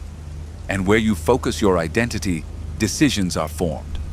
That's why someone can know a lot about metaphysics and still live scattered, anxious, or insecure. Because they know the ideas, but they don't practice focus. The truth won't change you if you don't practice it. The nervous system has one obsession: novelty. Novelty is both a threat detector and a reward detector. If something is new, the body activates. If something is repeated, the body calms down. In a world built to bombard your attention, your system becomes addicted to micro-stimuli. And when your attention becomes addicted, your clarity becomes fragile. Not because you're weak, but because your neural circuitry has been hijacked by environmental conditioning. Neuroplasticity works like this. The route you use most often becomes your highway. If your highway is distraction, your mind will feel naturally distracted. If your highway is focus, your mind will feel naturally focused. The word naturally is often a clever lie. It almost always means trained. You weren't born to be fragmented. You were conditioned to live fragmented. And what is conditioned can be reconditioned. There's a clear sign that your throne is being usurped by external forces when you can't stick to a simple decision. You know what's best for you, but you do the opposite. You know which task is important, but you get sidetracked. You know you need to rest, but you stay up consuming noise. This internal breakdown feels like a lack of willpower, and that damages self-esteem. But willpower isn't the starting point. The starting point is attention training. If your attention obeys impulse, your willpower is depleted. If your attention obeys your choice, your willpower rests and becomes reliable. Attention is also a gateway to abundance, not in the childish sense of think about money and it will come, but in the true sense. A scattered person misses opportunities. They don't see them, they don't seize them, they don't act on them. A clear person detects signs, understands priorities, maintains consistency, makes better financial decisions, values their time, and their time becomes resources. Energy becomes serene productivity. Serene productivity becomes results. Results become well-earned money, better utilized opportunities, healthier relationships, and an inner sense of deservingness that doesn't depend on luck. Now comes a completely different idea. Your attention is a budget. Every day you receive an invisible capital. If you spend it on noise, you end up poor inside. If you invest it in what's essential, you end up rich inside. And those who are rich inside make decisions that enrich them outwardly. This isn't about morality. It's about mechanics. Notice how your attention wanders throughout the day. It drifts into pointless conversations, mesmerizing screens, fantasies about the future, past guilt, and micro-anxieties that repeat like old songs. Every time your attention wanders, your energy drains. Every time your energy drains, your body loses its footing. And a body without grounding seeks security wherever it can. Food, distractions, impulsive purchases, approval, control. This is where a part of self-sabotage begins, not out of malice, out of dysregulation. Clarity begins when you stop demanding that your mind be holy and teach your body to be stable. Because focus isn't just mental, it's somatic. A regulated nervous system sustains attention. An over-alert nervous system loses it. That's why the first throne you must build is a physical one. Get comfortable, not as a ceremony, but as a conscious decision. Feel the weight. Feel the support. Inhale through your nose. Exhale. Slowly through your mouth. Repeat. The long exhalation tells your body there is no more chasing. With each exhalation, let your shoulders drop. Relax your jaw. Release your abdomen. Allow your body permission to be here without rushing. Now, choose a simple point of focus. It could be the air entering your nose. It could be the movement of your abdomen. It could be a distant sound. Choose one and make a clear decision. For a few moments, that point is your throne. You are not depriving yourself of anything. You are returning to yourself. At first, your mind will wander. It will wander many times. That's not failure. That's training material. The important thing isn't avoiding distractions. The important thing is coming back. Coming back is the muscle. Every time you come back, you're rewriting your identity. You're saying, I'm in charge. And that message, repeated, builds self-esteem. As you hold your focus, you'll notice thoughts trying to grab your attention. Don't fight them. Don't chase them. Name them with a word and return. To do, memory, fear, plan, criticism. Name it and return. That act teaches your mind that you decide what's important. That's clarity in action. Now add a metaphysical layer. Imagine your attention as a beam of light. During the day, that beam fragments in 1,000 directions. Here, you gather it all together. You unify it. Feel how, by unifying your attention, your field feels more compact, more stable, more truly yours. Dispersion weakens, unification strengthens. You don't need to believe in anything unusual to feel this. It's direct experience. Hold that focus for a few more moments, and then, without rushing, broaden your perception a little. Don't go to your mind. Open your perception to your whole body, to space, to the room, to your own pulse. This is a secret of clarity, knowing how to focus and knowing how to open. The confused mind knows neither. It remains trapped among stimuli. The clear mind chooses the path. Now, bring this into your daily life with a simple strategy. Reclaim your throne through micro choices. Don't wait for inspiration. Choose small. Every time you make a micro choice, you demonstrate to your system that you are trustworthy. The most important micro choice of the day is the first one. When you wake up, what do you give your attention to? If the first thing you see is the screen, haste takes the throne. If the first thing you see is your breath, you take the throne.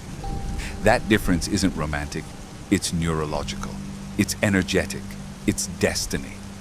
The second critical micro choice is when discomfort arises.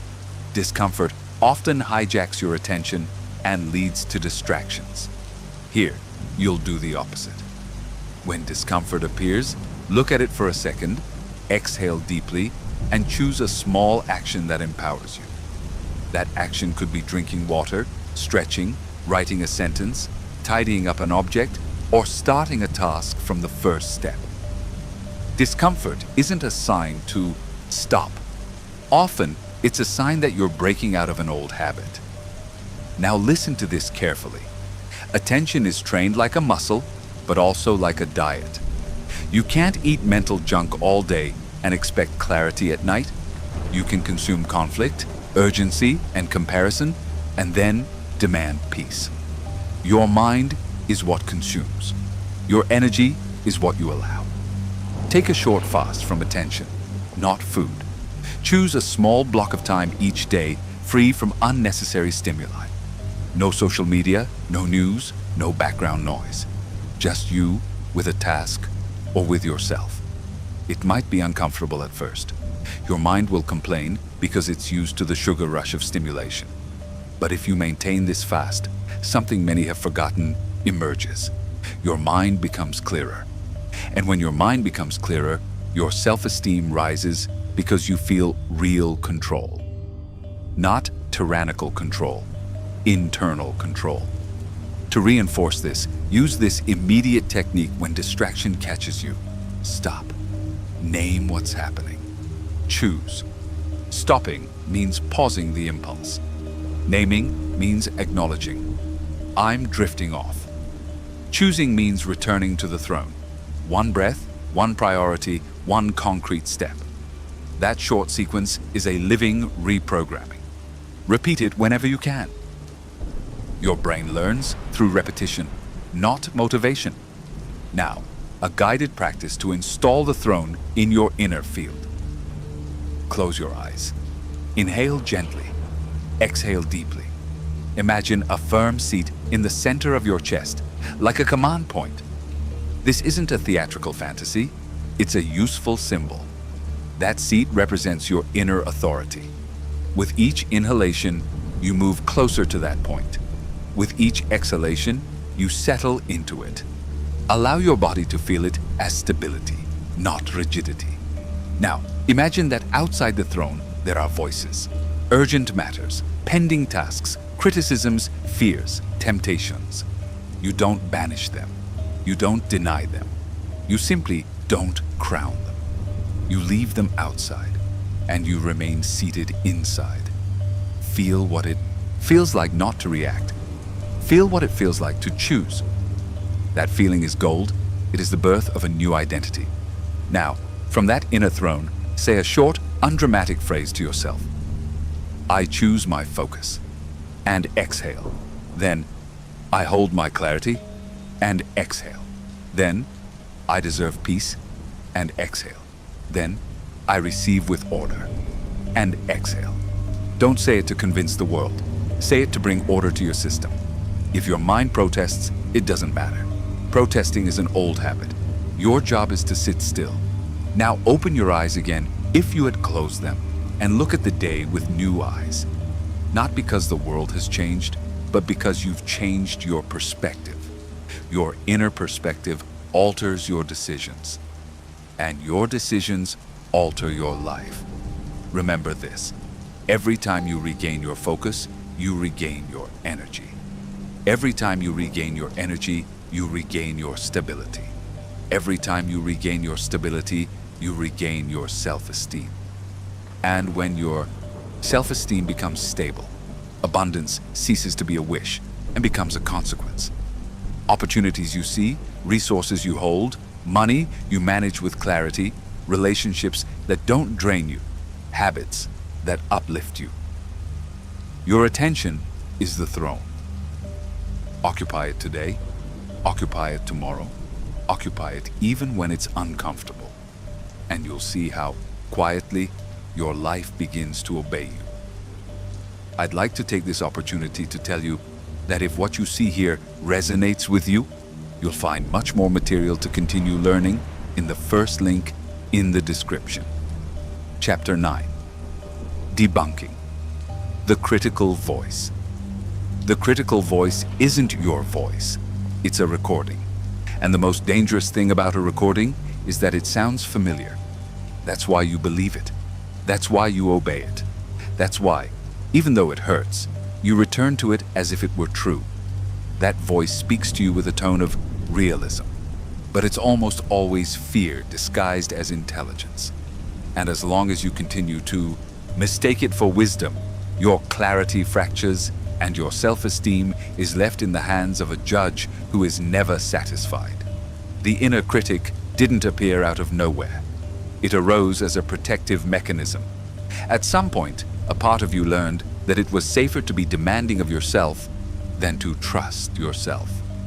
You learned that anticipating the blow would lessen the pain. You learned that pointing out your own mistakes before others did would prevent embarrassment. You learned that if you were hard on yourself, the world wouldn't have to be. This strategy might have worked in a particular context, but today, it comes at a price. It robs you of peace, deep rest, focus, and the capacity to receive.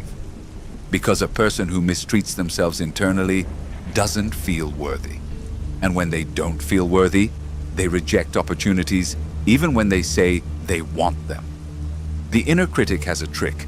It confuses value with performance. It makes you believe you're only valuable when you do, when you produce, when you achieve, when you're liked. And if you fail to achieve that for even a moment, it punishes you.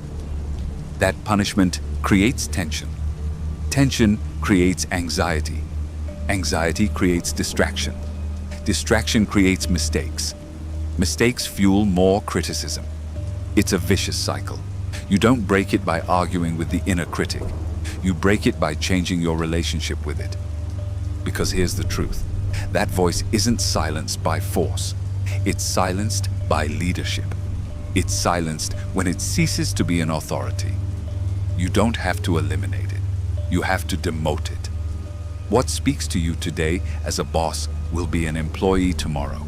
And a useful employee can point out adjustments without humiliating.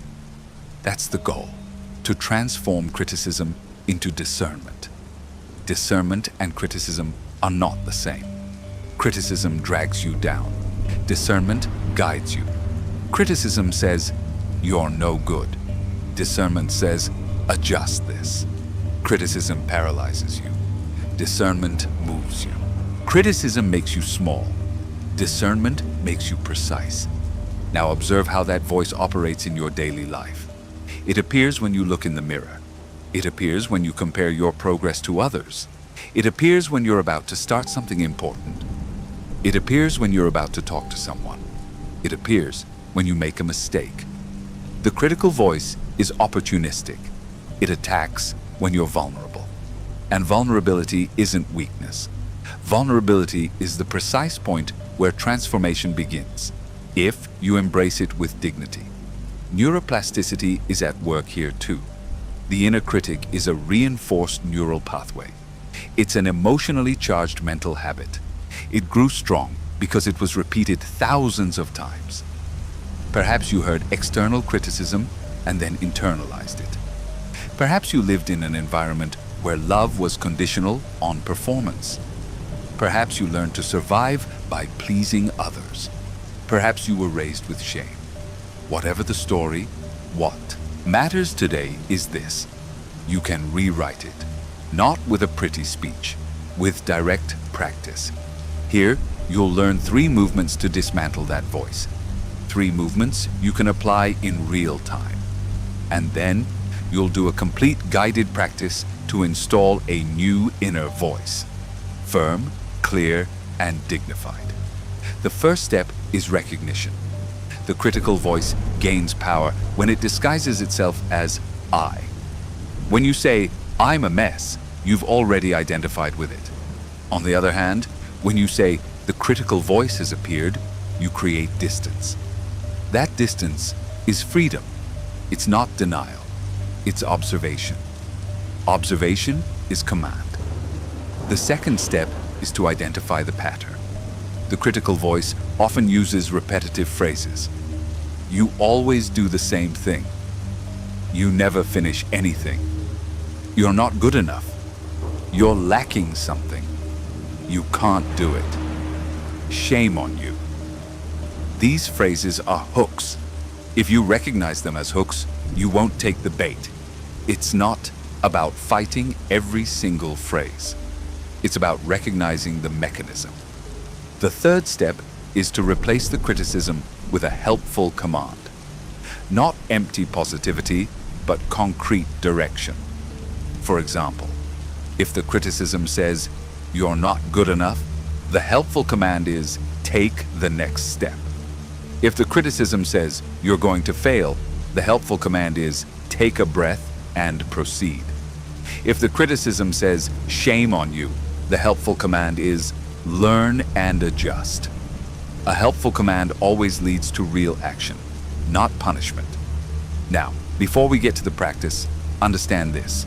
Criticism thrives on 2 things: comparison and haste. Comparison, looking at other people's lives as if they were your own. Haste, demanding immediate results as if life were a machine. When you compare, you lose your center. When you're rushed, you lose your clarity. That's why dismantling the critical voice also requires slowing down your inner pace. You can't train your mind while you're running. First, you regulate. Then, you correct. Let's get comfortable. Make yourself comfortable. Feel the support. Inhale through your nose. Exhale deeply through your mouth. Repeat several times. Relax your jaw. Release your abdomen. Lower your shoulders. Let your body receive the message. There is no emergency. Now call upon your inner critic. Yes, don't wait for it to appear on its own. Calling it up in a regulated environment gives you back your power. Think of a recent situation where it criticized you. It can be something small. Don't choose the most traumatic thing. Choose something manageable. Let the critical statement emerge. Listen to it. And now, make the first move. Acknowledge it. Say to yourself, this is criticism. That's all. Don't argue. Don't defend yourself. Just acknowledge it. Now make the second move. Name the pattern. Ask, what pattern is this? Maybe it's comparison. Maybe it's perfectionism. Maybe it's fear of failure. Maybe it's a need for approval. Maybe it's shame. Choose one word. Just one. Name it. Perfectionism, or shame, or approval, or fear. By naming it, you reduce the hypnosis. Now do the third step. Replace it with a helpful command. You're going to choose a short command that leads to action or regulation. Here are some options. Breathe, step by step. Adjust, follow. Smooth and firm. Choose one, and repeat it in sync with the exhalation. Inhale gently, exhale deeply, and give the command. Repeat several times. Notice what happens. The critical voice loses its power when attention stops feeding it, and attention stops feeding it when you redirect it toward a useful command. That's how it works. Now we're going deeper, because the inner critic isn't just mental. It resides in the body. It feels like contraction, like a tight chest, like a tense stomach, like a closed throat, like a hardened face. That's why, in this practice, you're going to free your body from this self-punishment. Bring your attention to the spot where you feel the contraction most strongly. Place a hand there if you feel like it. And with each long exhalation, imagine the contraction softening. Don't push it. Don't force it. Soften it. The body learns through firm gentleness, not violence. Now introduce a phrase that transforms criticism into discernment. The phrase is, what's useful here? Not what's wrong with me, but what's useful here? This question changes the dynamic. Criticism seeks to humiliate. Usefulness seeks to improve. Criticism seeks to hurt. Usefulness seeks to guide. Ask, what's useful here? Wait a moment. Perhaps a simple answer will come. Rest more, organize better, ask for help, practice, communicate, simplify. Don't look for a sophisticated answer. What's useful is almost always simple. Now take that helpful idea and turn it into a small commitment. Small commitments are key, because the inner critic thrives on huge promises you then fail to keep. Instead, a small fulfilled commitment builds real self-esteem. Think of one small action you will take tomorrow, something you can accomplish. Just one. And now comes the seal. Say to yourself, I am fulfilling my commitment to myself. And exhale. Not as cheap self-help, as a contract, as identity. Here's a crucial metaphysical shift. When your inner voice becomes dignified, your energy becomes ordered. You stop vibrating in punishment. You stop vibrating in inadequacy. That vibration of inadequacy closes the channel of reception, because the body doesn't feel safe to receive. Reception requires security, and inner security doesn't come from perfection. It comes from fair treatment. A person who treats themselves fairly becomes more stable.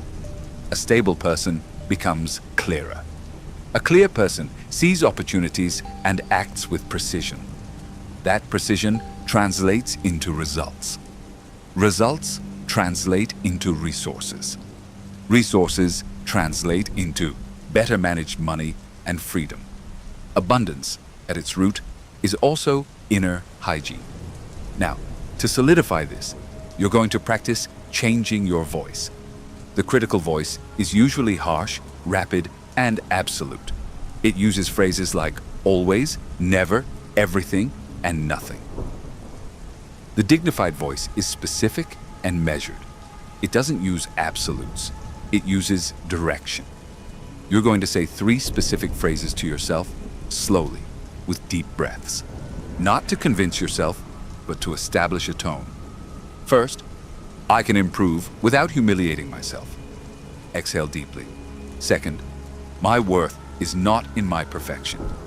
Exhale deeply. Third, I correct myself calmly.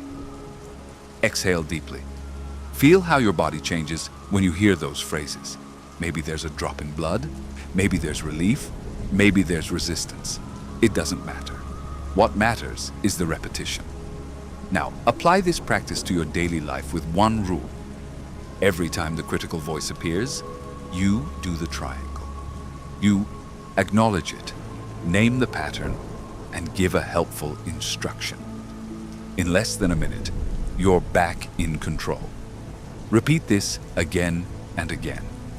Repetition isn't punishment, it's training. And here's a closing point worth remembering. The inner critic doesn't disappear just because you hate it. It transforms when you mature beyond it. When you become the inner authority you always needed. That authority doesn't shout, it doesn't threaten, it doesn't humiliate. It guides, it cares, it directs. And by directing, your mind becomes clear. Your self-esteem strengthens, your energy stabilizes, and your capacity to receive expands. Because when you stop attacking yourself, space opens up. And in that space, peace enters. In that space, clarity enters. In that space, deep rest enters. In that space, true abundance enters, not as an empty miracle, but as the natural consequence of a life guided from within. Chapter 10, Chosen, Identity, and Neuroplasticity. There's a secret that changes the life of anyone who truly understands it. You don't act according to what you desire, you act according to what you believe you are. Your desire may be immense, your intention may be sincere, but if your inner identity continues to sign with the old name, your decisions will betray your promise. Not for lack of willpower, but for consistency. The system always seeks to be consistent with its self-definition. That's why some people keep saying, I want peace, and yet live their lives in a rush. I want clarity and get lost in distractions. I want self-esteem and speak harshly to themselves. I want abundance and sabotage themselves when a real opportunity arises. It's not bad luck, it's automatic behavior. Automatic identity feels like, I am this way. And that phrase, when repeated, doesn't describe, it programs. The brain hears, I am this way, as a maintenance order. So it creates filters. You only see what confirms that identity. You make decisions that uphold it. You avoid what challenges it. You surround yourself with stories that justify it. And without realizing it, your life becomes the echo of a phrase. A chosen identity works differently. It doesn't deny your history, but it doesn't worship it either. It acknowledges who you were, without being trapped there. A chosen identity isn't built on fantasy. It's built on consistent signals. Signals that the body believes. Signals that the nervous system registers. Signals that become pathways. And here, neuroplasticity comes in as a living law. What you repeat with attention and emotion strengthens. What you stop nurturing weakens. It doesn't require theatrical magic. It requires training. But yes, there is practical magic, and it's precise. When you change your internal pathways, you change your frequency. When you change your frequency, what you attract and what you tolerate changes. Change your standard, change your posture, change your perspective, change your actions. And life responds differently to those who present themselves differently. Now understand this with useful bluntness. Identity isn't a pretty thought you say when you're inspired. Identity is what you do when no one is watching. It's what you do when you're tired. It's what you do when discomfort arises. It's what you do when you could quit. It's what you do when you could react. That's where you reveal who's in charge. Your system has an old identity because it was trained. Perhaps it was trained by pressure, by comparison, by shame, by unpredictable environments, by demands, by a need to be accepted. That old identity often includes phrases like, I have to be able to do it alone, I can't fail, if I rest, I waste time. If I'm not in control, something will go wrong. I don't deserve to receive if I don't suffer. If I show myself, I'll get hurt. And even if you don't say them out loud, those phrases live in your body as tension, in your energy as contraction, and in your mind as repeated impulses. The chosen identity doesn't clash with the old one. It transcends it. The old one was a survival strategy. The chosen one is a life strategy. And here's the twist. You don't need to wait until you feel ready to choose an identity. You become ready by choosing it.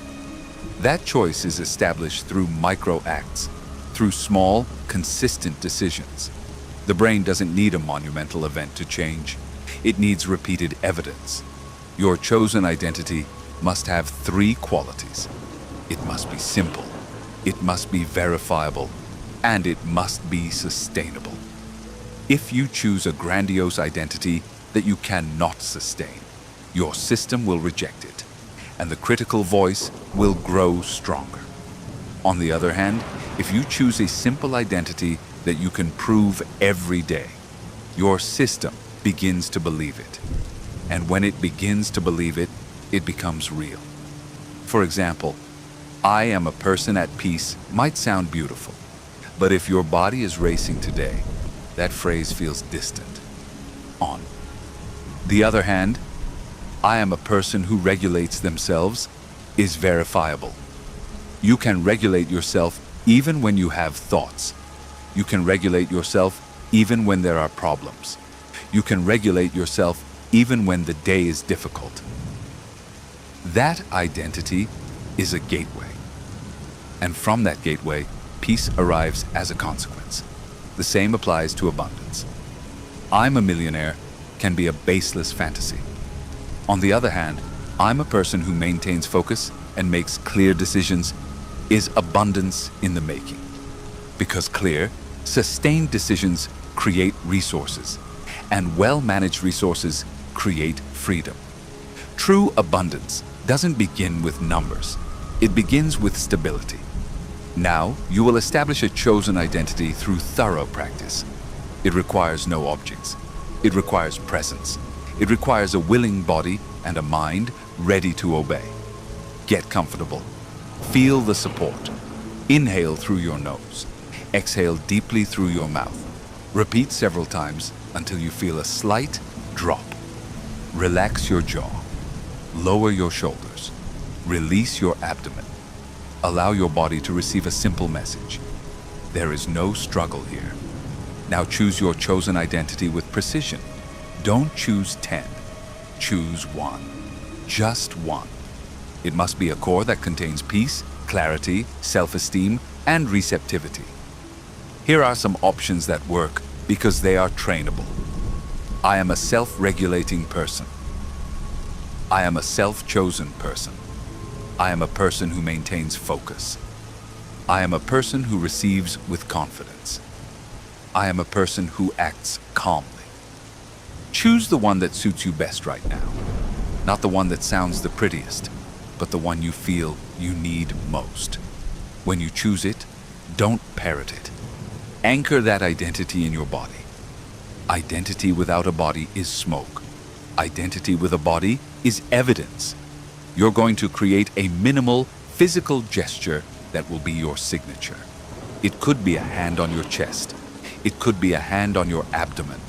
It could be gently bringing your thumb and forefinger together. Choose one. That gesture will be your switch. Every time you do it, you'll remember who you are in a deliberate, not automatic way. Now do the gesture. Inhale gently, exhale deeply, and silently say your chosen identity. Once, slowly, clearly. Now observe what emerges. Resistance may appear. Resistance is not a sign of error. It is a sign of change. A voice may appear saying, "That's not true." Don't argue. Don't try to convince it. Give it evidence instead of argument. Evidence is built through action. And here's where neuroplasticity comes in. The brain learns through repetition and reward. It needs a signal that says, "This works." That's why, after affirming your chosen identity, you'll take an internal action that produces relief, however small. Relief is the reward. The reward strengthens the pathway. The action will be a long, complete exhalation, as if you were emptying a weight. Exhale and feel, even just a little, that your body is letting go. That micro-relief is the reward. That reward tells the brain, "This is good for me." Repeat. Chosen identity. Long exhalation, micro-relief. Do this several times. Now, to ensure your identity doesn't remain abstract, you're going to give it a form. An identity takes root when it's reflected in behavior. Choose a minimal behavior that represents that identity in the real world. If you chose, "I regulate myself," the minimal behavior could be, whenever you feel rushed, take a long breath before responding. If you chose, "I choose myself," the minimal behavior could be, today, you say no to something that drains you. If you chose, "I maintain focus," the minimal behavior could be, choose a single task and start with the first step. If you chose, "I receive with confidence," the minimal behavior could be, accept help without justifying yourself or feeling guilty. Choose a behavior. 1. Sustainable. Now imagine a scene from tomorrow where that behavior occurs. Don't look for a perfect movie, just a brief scene. Picture yourself in a realistic moment. Maybe on the phone, maybe in a conversation, maybe starting a task, maybe facing a small financial decision. See yourself making the gesture. See yourself breathing. See yourself performing the minimal action. And feel the result. A second of quiet pride. A second of stability. That second, repeated, builds self-esteem. That sustained self-esteem opens the door to abundance. Now, you're going to sever ties with your old identity in an intelligent way. Don't insult it. Don't hate it. Just shift the authority. Your old identity often pushes with urgency. When you feel that push, name it without drama. Old. Just that. Old. And return to the gesture. Return to the breath. Return to minimal behavior. The word old gives you distance. Distance gives you choice. Choice gives you freedom. Now listen to something you should remember. The chosen identity doesn't feel true at first. It feels new. And new things feel strange. Don't confuse strangeness with falsehood. Strangeness is what hasn't yet solidified. Falsehood is what contradicts your experience. Here, you don't contradict your experience, you expand it. When the mind changes identity, it tends to negotiate. It wants immediate proof, it wants quick results, it wants a guarantee. There is no guarantee, there is training. And consistent training produces results that seem miraculous to those who don't practice. But it's not a miracle, it's accumulation. There's a subtle form of self-sabotage you need to recognize. trying to choose your identity only when you feel comfortable. That keeps your old identity in control because it leaves you without a tool precisely when you need it. Your chosen identity is practiced especially when you're uncomfortable. That's when it strengthens. That's when it becomes real. Therefore, you'll take away a simple rule. Every time an intense emotion or a temptation to get distracted arises, you make the gesture, exhale deeply, repeat the chosen identity once, and perform the minimal action. Nothing more. Don't make a huge ritual. Make a brief intervention. What is brief, when repeated, becomes solid. Now connect this to your entire life. Peace, clarity, deep rest, self-esteem, and abundance. Peace arises when your system stops fighting against itself. Clarity arises when your attention isn't hijacked by impulses. Deep rest arises when your body trusts your inner leadership. Self-esteem arises when you consistently deliver for yourself. And abundance arises when your energy becomes stable, your mind becomes precise, and your actions become sustainable. Abundance isn't just money, but it includes money. It includes opportunities, resources, connections, ideas, time, and the ability to sustain what you receive. Many people receive an opportunity and lose it because of their old identity. Fear, urgency, disorganization, self-sabotage. When your chosen identity takes hold, you don't just attract more, you sustain it better. And sustaining it better is the difference between a streak of bad luck and a lifetime of success. Breathe again. Feel your body. Do the gesture once more. Repeat your chosen identity once more, slowly, with presence. And let your body register this truth. You are not waiting to become someone new. You are already practicing it. You are already installing it. You are already choosing it. When you finish listening to this, don't look for a huge leap forward. Look for the next small act. Your chosen identity grows in small things. And when it grows enough, one day you'll be surprised to find yourself reacting differently. The day you react differently, effortlessly, you'll know your mind has changed. And when your mind changes, your life changes with it. Chapter 11. Guilt-free energy limits. If your peace depends on others behaving the way you want, you don't have peace. You have hope. And hope, when not supported by boundaries, becomes exhaustion. Most people don't break down because of what they do. They break down because of what they allow. They allow small intrusions, draining conversations, demands from others, borrowed urgencies, inherited guilt. And then they wonder why they're constantly tired, why they struggle to sleep soundly, why their clarity fades, why their self-esteem drops, why abundance feels so distant. It's not by chance. A system without boundaries is a system that filters energy. A boundary isn't a wall against love. It's a structure that gives love form. Without boundaries, even goodness becomes excessive. Even helping becomes sacrifice. Even empathy becomes exhaustion. And when you're exhausted, you become less available for what truly matters. Your life shrinks because your energy is scattered. Scattering always takes its toll. Guilt is the guard watching the boundary. Guilt says, if I set a boundary, I'm bad. If I say no, I'll be rejected. If I choose myself, I'm selfish. That guilt isn't morality. It's programming. It's fear of losing belonging. In many people, belonging was bought with complacency. They learned that to be loved, they had to give in. And giving in became their identity. But that identity comes at a cost. You disconnect from yourself to belong. You belong, but you lose yourself. And that isn't love. That's exchange.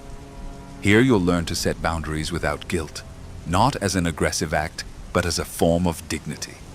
Dignity doesn't shout. Dignity is upheld. And when dignity is upheld, the nervous system regulates, the mind clears, self-esteem rises, and energy is channeled. And when energy is channeled, you begin to receive more, because you're not constantly leaking your inner resources. The first mistake with boundaries is believing they're set with pretty words. Number. Boundaries are set with energy. Words only formalize what you've already decided. If you have doubts inside, your boundary will crumble on the outside. If you feel guilty inside, your no will sound like yes, but. People don't just respond to your words. They respond to your energy. They respond to your consistency. That's why the work begins within. An energy limit is an internal stance. I am responsible for myself, not for saving everyone, not for absorbing everything, not for carrying what isn't mine to bear. That stance doesn't leave you cold. It cleanses you. Now look at your life. Where does your energy go? Where do you say yes when you wanted to say no? Where do you engage in conversations that leave you drained? Where do you reply to messages out of anxiety, not desire? Where do you stay out of fear, not love? Where do you overwork out of guilt, not purpose? These leaks are the map, and the map empowers you. There are 3 types of boundaries you must master if you want clarity and self-esteem: time boundaries, emotional boundaries, and attention boundaries. The time limit is simple. You define how much you can give, not how much is asked of you, how much you can give. When you don't define your time is consumed by the urgent, and the urgent isn't always important. The emotional boundary runs deeper. You define which emotional burdens you won't absorb. It doesn't mean you won't listen. It means you won't become a receptacle. There's a huge difference between accompanying and carrying. Accompanying is presence. Carrying is sacrifice. The attention span is the most modern concept. You define what enters your mind, what content you consume, what conversations you have, what comparisons you nurture. Your attention is your energy, and your energy is your life. If you don't take care of your attention, you'll lose your throne. Now, guilt appears as a physiological reaction. You feel it in your chest, your stomach, your throat. Guilt isn't just an idea, it's a feeling. That's why, to set boundaries without guilt, you must regulate your body. If your body becomes agitated, you give in. If your body calms down, you hold firm. We're going to do a complete practice. This practice trains you to maintain a boundary from within, so you don't depend on endless mental rehearsals. Get comfortable. Feel the support. Inhale through your nose, exhale deeply through your mouth. Repeat several times. Relax your jaw. Lower your shoulders. Release your abdomen. The goal isn't to feel anything mystical. The goal is stability. Now, bring to mind a specific situation where you struggle to set boundaries. Don't choose the most intense one. Choose one that is realistic and frequent. Perhaps someone who asks for time. Perhaps someone who unloads their emotions on you. Perhaps a job that encroaches on your rest. Perhaps a relationship that demands constant availability. Choose one. Imagine the situation unfolding before you like a scene. Observe your body language. Does your chest tighten? Does your throat close? Does your heart race? That reaction is the fear of losing belonging. Don't fight it. Just observe it. Now, take a long, deep breath. As you exhale, imagine your energy returning to your center. Bring your attention to your lower abdomen. Feel that place as your foundation. When your foundation is firm, your boundaries are held. When your foundation is soft, your boundaries are negotiated. Now formulate your boundary internally. Don't say it out loud to the other person yet. Say it as an internal decision. It should be simple. I can't right now. I won't do that. I'm not available. I need to rest. That's not my responsibility. Choose a short phrase that represents your truth. Just one. Say it to yourself and see if guilt arises. If it does, good. Guilt is part of the training. The question isn't whether guilt arises. The question is whether you obey the guilt or whether you move through it. Now you're going to do something crucial. You're going to hold on to the guilt without giving in. This builds self-esteem, because self-esteem grows when you stay true to yourself, even when it's uncomfortable. Discomfort isn't a sign of error. It's a sign that you're changing course. So as you feel the guilt, return to your breathing. Inhale gently, exhale deeply, and repeat to yourself, I can handle this. Not to convince the guilt, but to remind yourself of your strength. Inhale, exhale. I can hold this. Now let's bring in a truth that cuts through the guilt. The truth is, setting boundaries isn't rejection, it's guidance. Saying no isn't hurting, it's giving instructions. Choosing yourself isn't selfish, it's responsibility. When your mind understands this, your body begins to yield. Now you're going to create an energetic seal. Imagine a line around you, not like a rigid wall, but like a clear boundary. That boundary is your space. Within that space is you, your rest, your clarity, your self-esteem, your resources.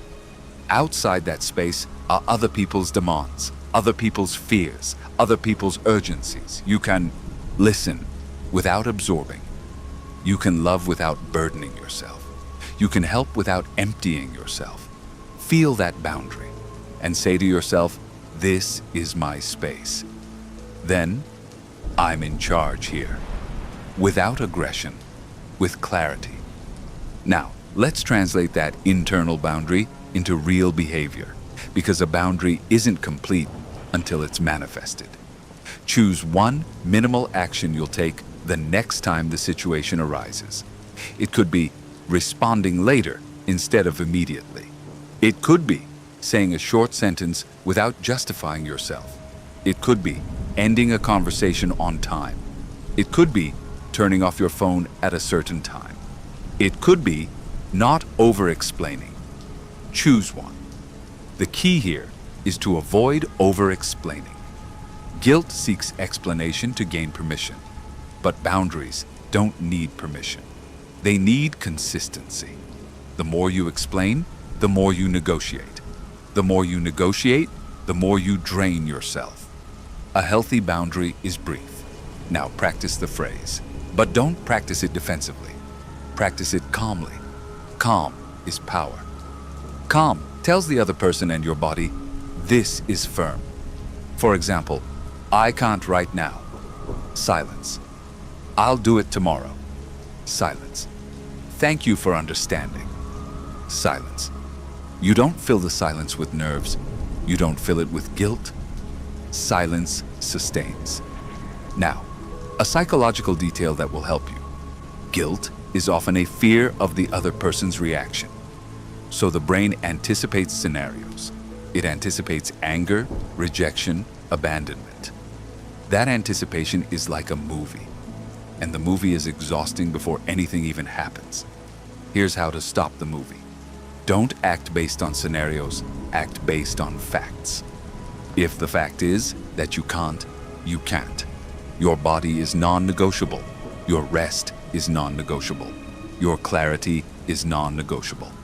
Because when you lose rest and clarity, you lose everything else. Now connect this to abundance. Setting boundaries not only gives you peace, it gives you back resources. Time is a resource. Energy is a resource. Attention is a resource. And those resources, when they return to you, become creation. Creation of projects, of work done well, of healthy relationships, of clearer financial decisions, of sustainable habits. Many people don't advance financially, not because of a lack of talent, but because of a lack of boundaries. They run out of energy to build because they give it away in emotional outbursts. When you close those outbursts, a surplus appears. And surplus is the foundation of wealth.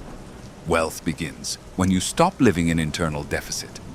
Now, to seal this practice, you're going to make a brief commitment to yourself. Say silently, "I take care of myself without guilt." Exhale deeply. Then, "My peace is a priority." Exhale. Then, "I hold my space." Exhale. Feel what changes when you say that. There may be resistance. That's okay. Resistance is the old habit. Your job is to keep choosing. And now, a final rule to prevent boundaries from becoming rigid. A healthy boundary has conscious flexibility, not flexibility born of fear. You can decide to help one day. You can decide to give extra time. But you decide from your center, not from guilt. The difference is enormous. From your center, you give without feeling drained. From guilt, you give, and you will resent it.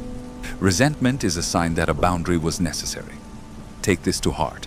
If giving leaves you feeling resentful, you've gone too far. If setting a boundary makes you feel guilty, you're reprogramming yourself. Resentment is corrected by setting a boundary. Guilt is corrected by maintaining the boundary. Return to your breath. Feel your abdomen as your base. Imagine the clear border around you. Repeat the inner phrase once more. "This is my space." And allow that decision to become your identity. Because when you set boundaries without guilt, your life becomes more organized. And when your life becomes more organized, your mind becomes clearer. And when your mind becomes clearer, you choose yourself more easily. And when you choose yourself more easily, you receive more. That's how you build a fulfilling life, not by luck, but through inner strength. Chapter 12. Habits that sustain. Inner power. Inner power doesn't appear when you feel inspired. It appears when you persevere, when you don't. Most people wait for the motivation to act and then get frustrated when that motivation doesn't come. But motivation is a symptom, not a foundation. The real foundation is habits. Habits are the invisible architecture of your life. They sustain your clarity, protect your energy, regulate your nervous system, and build your self-esteem without the need for words. If you want a more stable life, you don't need more information. You need more consistency. And consistency isn't built with pressure. It's built with structure. Structure is a form of firm love. It's not rigidity. It's a form of care. You prepare for your difficult days, not just your easy ones. A habit isn't a pleasant routine. A habit is a decision repeated until it becomes effortless. And when it becomes effortless, it becomes part of your identity. That's why habits don't just change your schedule. They change who you are. They change your frequency, your behavior, your capacity to receive. Because a person with stable habits stops living in emotional chaos. And emotional chaos is the silent enemy of abundance. Abundance isn't just money, but it includes money. It includes opportunities, resources, relationships, ideas, time, and health. And to sustain abundance, you need a system to support it. Many people acquire something good and lose it, not because it's bad, but because they lack the internal structure to sustain it. They don't know how to regulate themselves, how to focus, how to rest, how to set boundaries, or how to maintain consistency. Then the system collapses. And the collapse feels like bad luck. It's not bad luck. It's a lack of support. Inner strength, then, is not a mystical moment. It is the ability to sustain yourself. Now understand this. Habits aren't created only in the mind. They're created in the body. They're created in the nervous system. If your system is dysregulated, your habits fall apart. If your system is regulated, your habits become natural. That's why, before talking about habits, you need to understand regulation. Your nervous system needs reassuring signals to maintain consistency. If you live in a state of constant alertness, you seek immediate gratification. Screens, food, shopping, distractions, procrastination, approval. That's not a lack of discipline. It's your body seeking quick relief. So building habits is also about teaching your body to tolerate discomfort without running away. Here's the key principle. A habit is formed when the action is small, repeatable, and associated with real relief. You don't need a revolution, you need repetition.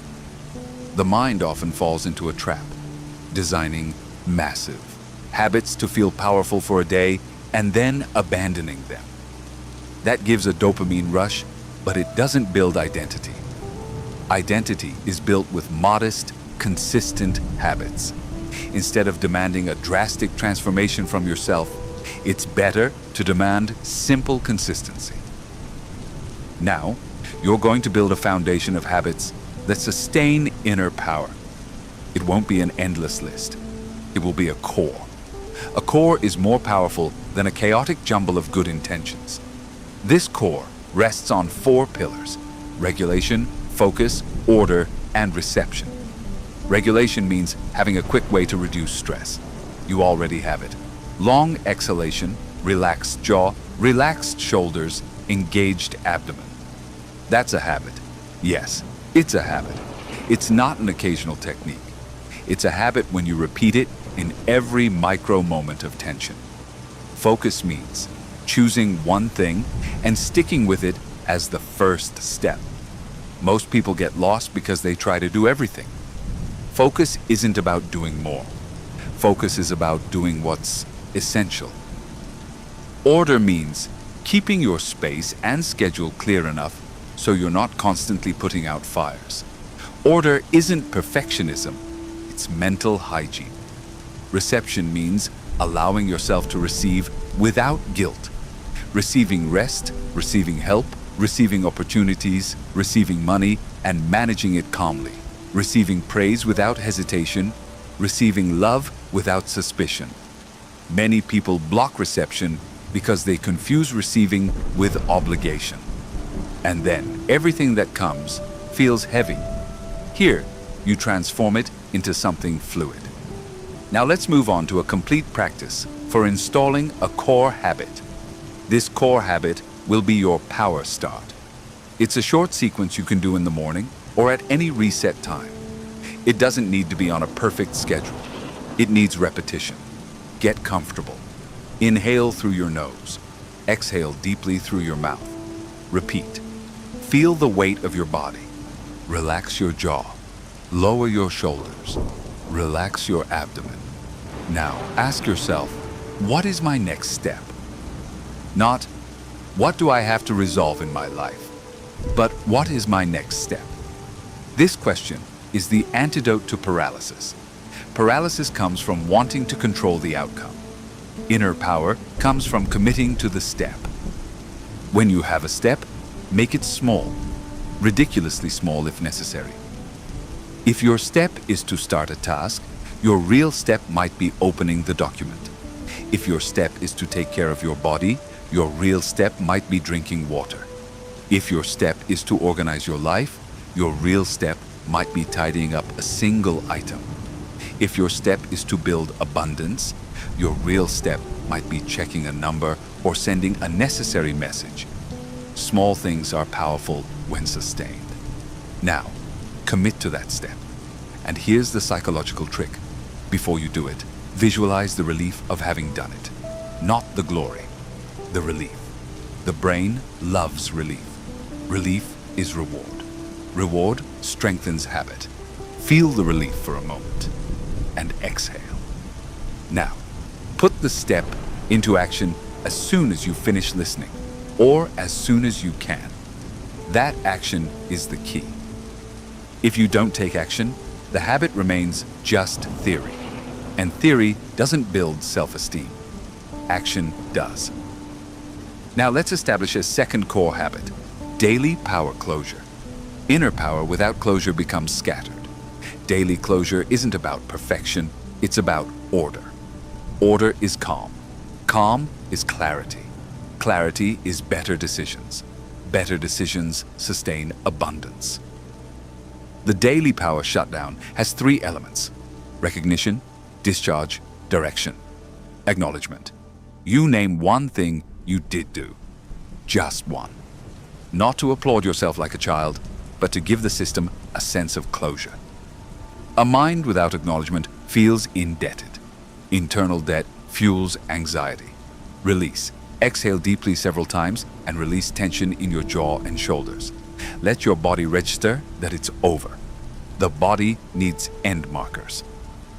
Direction. Choose one important thing for tomorrow. One. Not an endless list. One. That gives the mind a thread of continuity without rumination. This repeated closing does something profound. It eliminates the feeling that your life is a never-ending race. And when that feeling disappears, peace appears. Now, a core habit that sustains self-esteem. Speak to yourself fairly. Not with false sweetness, but fairly. Fairness means correct without humiliating. Adjust without punishing. Learn without insulting yourself. Every time you fail and insult yourself, you reinforce the old identity. Every time you fail and calmly correct yourself, you reinforce the chosen identity. Speaking to yourself fairly is a habit. It's practiced every day. And here's the practical part. When that critical voice appears, don't engage in debate. Ask, what's useful here? Choose a small adjustment, implement it, and keep going. That sequence keeps you moving forward without destroying your self-esteem. Now let's move on to a core habit for abundance, the habit of tracking. True abundance is sustained by financial and energetic clarity. You don't need obsession, you need tracking. Tracking means looking at what comes in and what goes out. Time coming in and going out. Energy coming in and going out. Money coming in and going out. If you don't track, you live in fantasy. And fantasy breeds anxiety. Tracking breeds calm. Keep it simple. Once a day, for just a few minutes, review something specific. An expense, an income, a decision, an opportunity. Not to punish yourself, to guide yourself. Financial clarity is a form of self-esteem because it demonstrates responsibility. Now, the core habit that ties everything together, the habit of pausing. Pausing is an act of inner power. Before you answer, pause. Before you buy, pause. Before you say yes, pause. Before you react, pause. Pausing gives you back your throne.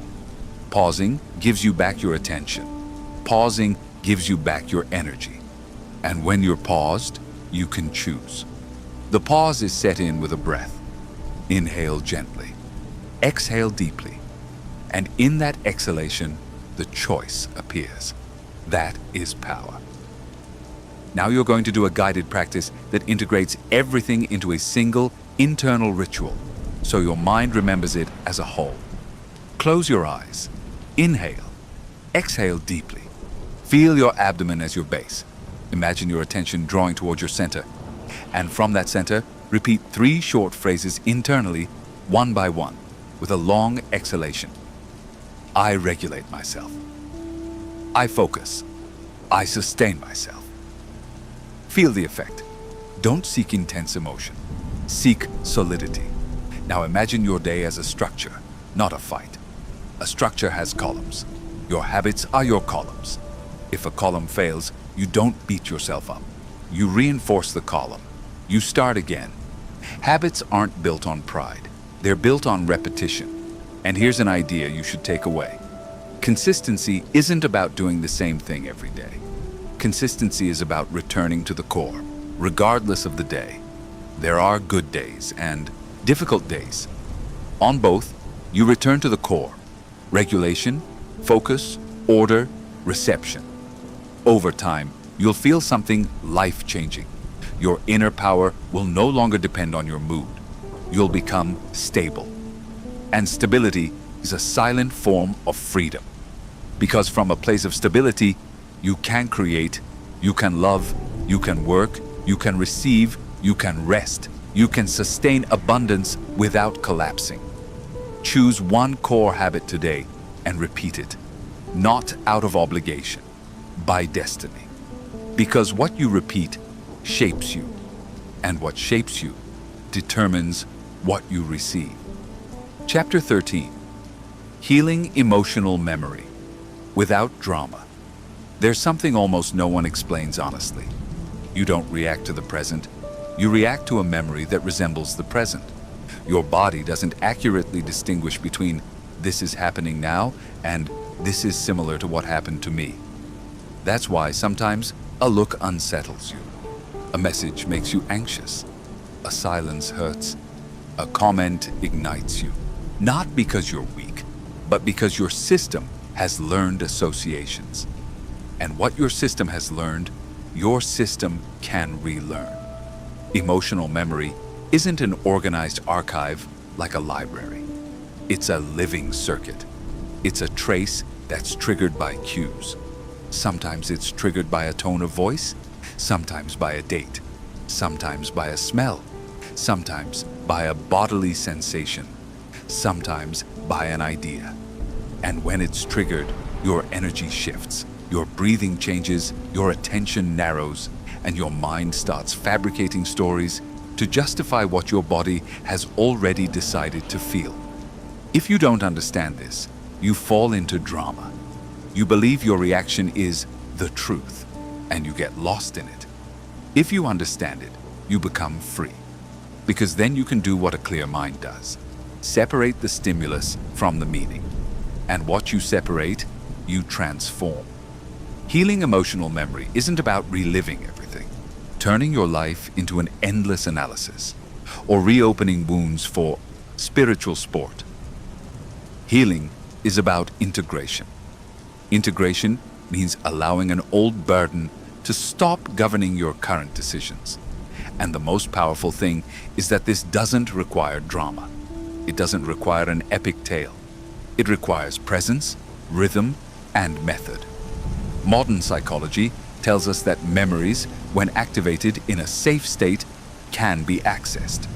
Metaphysics expresses it in other terms. When old energy is illuminated with awareness, it is reorganized. These are two languages describing the same gateway.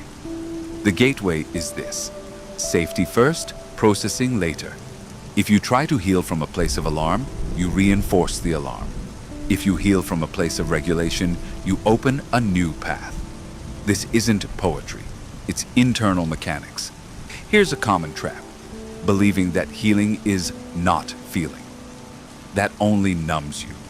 Emotional memory isn't healed with anesthesia, it's healed with space. Space means you can feel without being swept away. You can observe without becoming part of the scene. You can remember without reliving it as a sentence. And this is where self-esteem comes in. Real self-esteem isn't about thinking positively. It's about being able to be with yourself when something hurts without abandoning yourself. People abandon themselves in two ways. Either they distract themselves to avoid feeling, or they wallow in drama to feel everything without direction. Both are ways of losing control. Here you're going to learn a third option: feeling with authority. Before we get into the practical side, acknowledge an uncomfortable truth. Many decisions you consider rational stem from emotional memory. Your relationship with money, for example, is often laden with memory. Learned scarcity, guilt about receiving, fear of loss, a need to prove yourself, impulses to compensate for emptiness with purchases, or anxiety that makes you avoid looking at your finances. That's not a lack of intelligence, it's memory. And when memory is regulated, your relationship with abundance becomes cleaner. You make more stable decisions. You seize opportunities without sabotaging them. You receive with less suspicion. You manage with greater clarity. True abundance requires a nervous system capable of receiving without going on high alert. Now let's move on to the full practice. Do it respectfully, not hastily, not demandingly, with direction. Get comfortable and feel the support. Inhale through your nose and exhale slowly through your mouth. Repeat several times until you notice your face relaxing slightly, your shoulders lowering a little, and your abdomen loosening slightly. That little is enough. You don't need to reach a perfect state. You just need to create a safety margin. Now choose a manageable emotional memory, not the most intense one, not the issue that tears you apart. Choose something that still triggers you, but that you can hold on to without losing yourself. It could be a conversation, a minor rejection, a criticism, an embarrassing scene, a moment when you felt inadequate, an episode where you were rushed compared to others or ignored. Choose one. Bring the scene to mind as if it were an image from a distance. Don't step into it as if you were the trapped protagonist. Observe it as someone looking from the outside, and as you observe it, maintain one constant: the long exhalation. The long exhalation is your safety net. Now notice what appears in your body.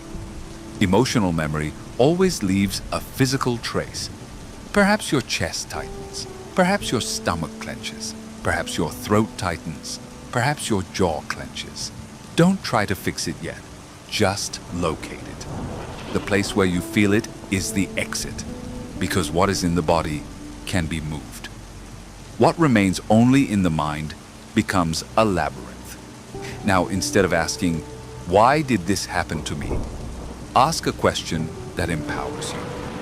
What did I need at that moment that I didn't have? Don't look for a novel.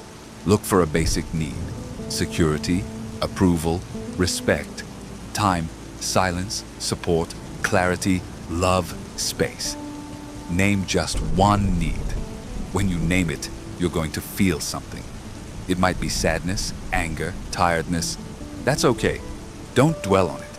Stay here with your breath and repeat to yourself, "I acknowledge it." That phrase is important because it breaks through the denial. Denial keeps the memory trapped. Acknowledgement opens the door to integration. Now comes a key, gentle, yet firm move. You're going to give your system a corrective experience in the present. It's not about pretending the past has changed. It's about your body experiencing now what it couldn't experience then: containment. Place a hand on your chest or abdomen, wherever it feels most real. Inhale gently, exhale deeply, and say silently, "Now I am with myself." Repeat several times. Let your body register the difference. You are not alone in this scene. You are not abandoned. You are here, present, holding yourself. Now, if you feel the burden increasing, don't push. Forward. Do the smartest thing. Reduce. Reduce the intensity. Imagine turning down the volume of the scene, like a screen. Emotional memory heals in doses, not through violence.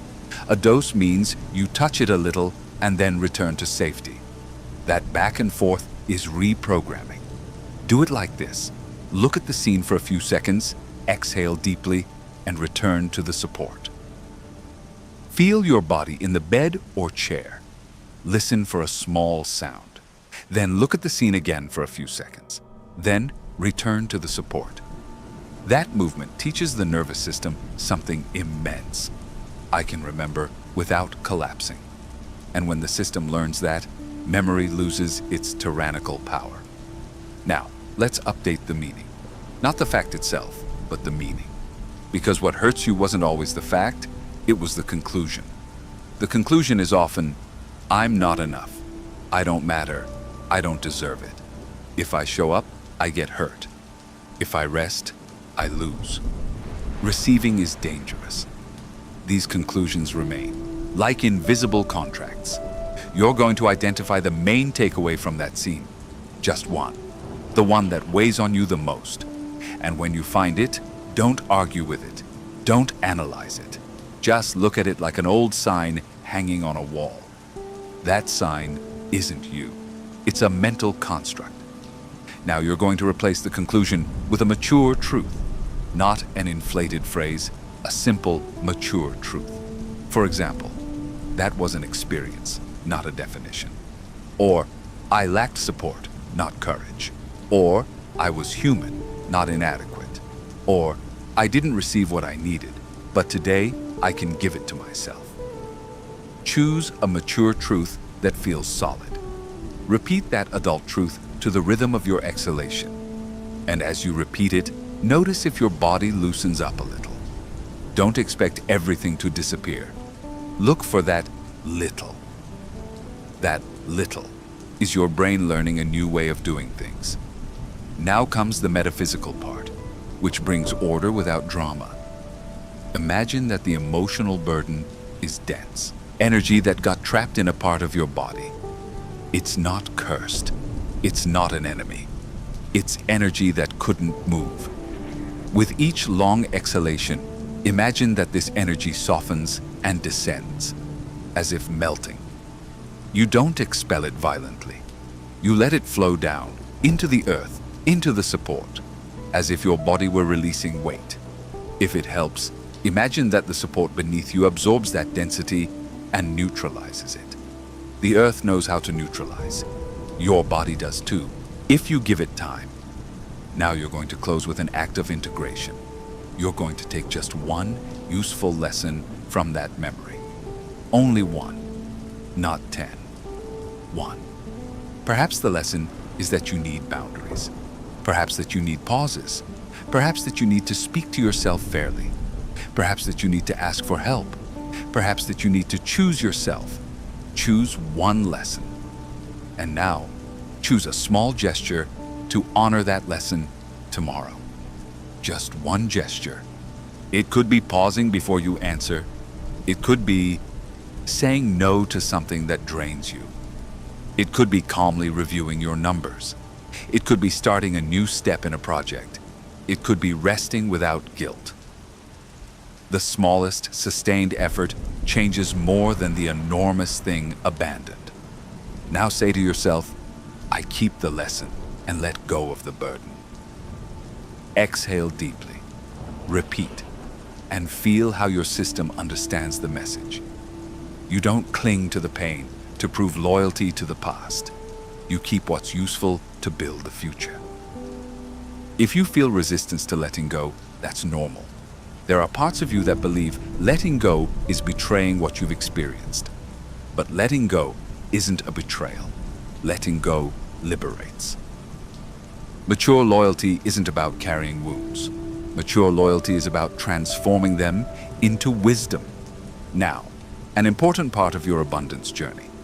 When an emotional memory is healed, energy is released. That energy flows back into your decisions. It flows back into your focus. It flows back into your calm discipline. It flows back into your ability to seize opportunities. And it also flows back into your ability to receive money without guilt or fear. Many financial blocks are, at their core, emotional blocks. Not through some naive magic, but because the nervous system under threat makes scarcity decisions. It avoids, procrastinates, buys impulsively, becomes scattered, sabotages itself, and gives up prematurely. When the system is regulated, the behavior that truly builds emerges. Consistency, clarity, boundaries, focus, rest, and execution. Now you're going to close this practice with a clear signal to your body. Inhale gently, exhale deeply, and allow your face to soften. Feel the support. Feel your hands, feel the air. Stay here for a few moments and repeat to yourself, without drama, I no longer live from that scene. Exhale. I learned. Exhale. I move on. Exhale. Don't seek immediate perfection. What you did today was establish a method. And a method, repeated, changes your life. Emotional memory heals through the accumulation of moments of presence, not through a single heroic act. Every time you hold an emotion without collapsing, you become stronger. Every time you update an old conclusion with a mature truth, your mind clears. Every time you release a burden, your energy becomes ordered. And when your energy is ordered, your self-esteem becomes more solid and your capacity to receive expands. Remember this: you don't need drama to heal. You need direction. And when you have direction, peace stops being a wish and becomes a daily practice. Chapter 14. Deciding calmly and precisely. Most people don't decide. They react. And then they call what was impulse, fear, haste, or a need for approval a decision. This isn't an accusation. It's an invitation to awaken.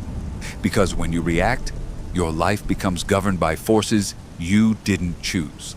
On the other hand, when you decide calmly and precisely, you reclaim the throne, your attention, your energy, your self-esteem, your direction. And from that direction, abundance becomes more likely, not by luck, but by consistency.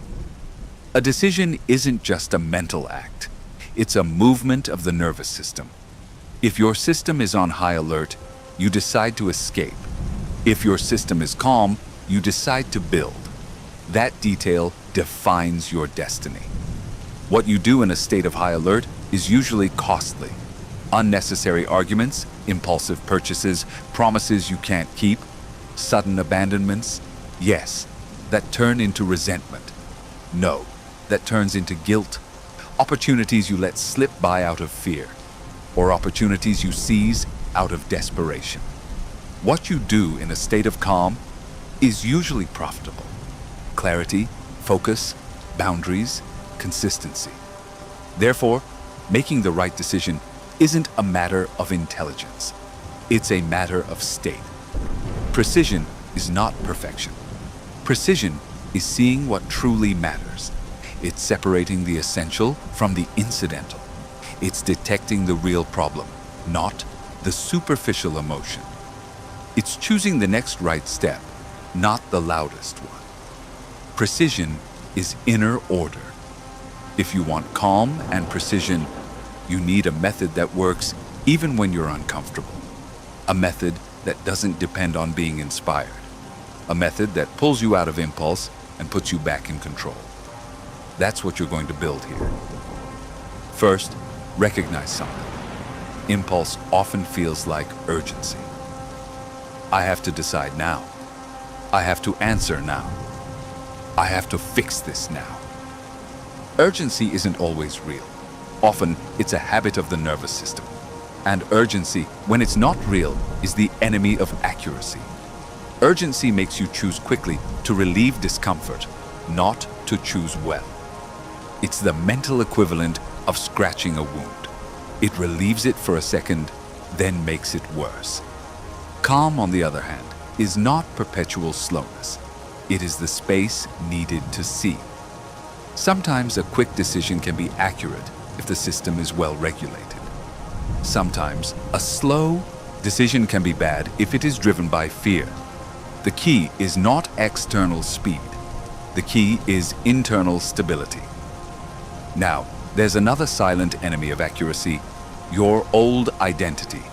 If your old identity is, I have to please, you'll decide to avoid conflict. If your old identity is, I have to control, you'll decide to eliminate uncertainty.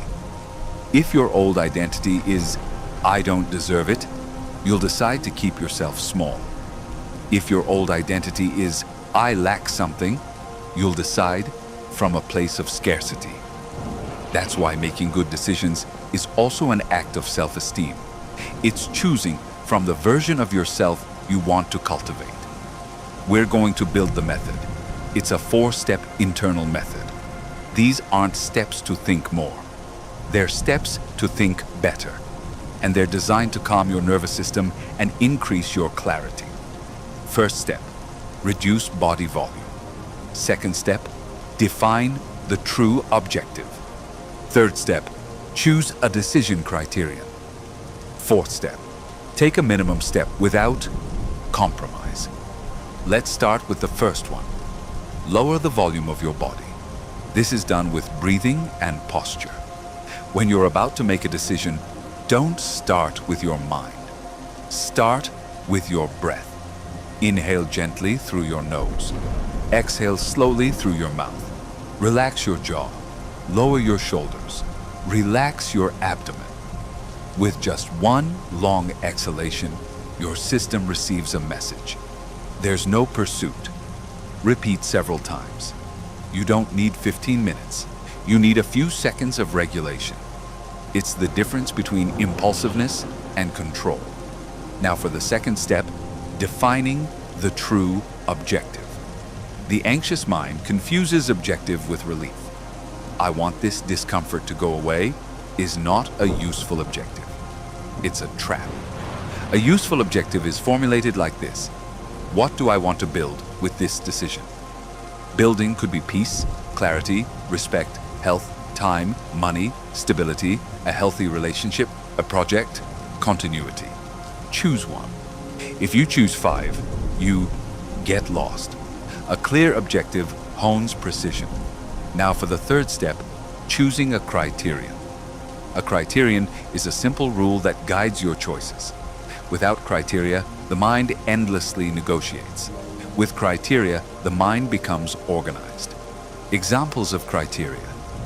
I choose what protects my energy. I choose what sustains my rest. I choose what aligns with my values. I choose what is sustainable. I choose what increases clarity, not confusion. I choose what gives me financial stability. Choose a criterion that is consistent with your goal. The criterion is your compass. And the fourth step, take a minimal step. The mind can think perfectly and still remain paralyzed. Execution breaks the spell. A minimal, small, concrete step is the way out of the labyrinth. You're not solving everything today. You're moving in the right direction. That movement builds self-esteem. You prove to yourself that you decide and act, not just ruminate. Now, you're going to practice this method with a real decision. Choose a decision you have pending, not the biggest one. A realistic one. Replying to a message, setting a boundary, starting a task, deciding on a purchase, talking to someone, moving forward with a project, reviewing finances, choosing a habit. Choose one. Get comfortable. Feel the support. Inhale gently through your nose. Exhale deeply through your mouth. Repeat several times. Allow your body to lower. Notice if there is any tension. Release. Now ask yourself, what is the real goal here? Wait a moment. The goal can be simple. I want peace. Or I want respect. Or I want clarity. Or I want stability. Choose one. Now choose a criterion. Ask yourself, what criterion guides me? Choose one that protects and strengthens you. Sustainable. Clear. Honest. Protected energy. Protected rest. Financial stability. Choose one. Now look at the options you have, even if they are few. Sometimes there are only 2. Do it or don't do it. Say yes or say no. Wait or act. Don't complicate things. An anxious mind complicates to avoid responsibility. You simplify to regain control. Now, using your judgment, choose one option and notice how it feels in your body. The right option usually brings a signal, a setback, a sense of this is it, even if it's scary. The wrong option usually brings contraction and confusion, even if it promises immediate relief. Learn to read that. Your body is a more honest detector than your anxiety. If both options feel strained, it doesn't mean there isn't a right choice. It means the situation is uncomfortable. In that case, go back to the sustainable criterion. Choose what you can sustain. Sustainability is power. Now define a minimum step. What exactly will you do? Not, I'm going to change my life, something concrete. A message, a first task step, a limit, a note, a budget, a brief conversation, something actionable. And now, 2, seal the decision. Do one thing.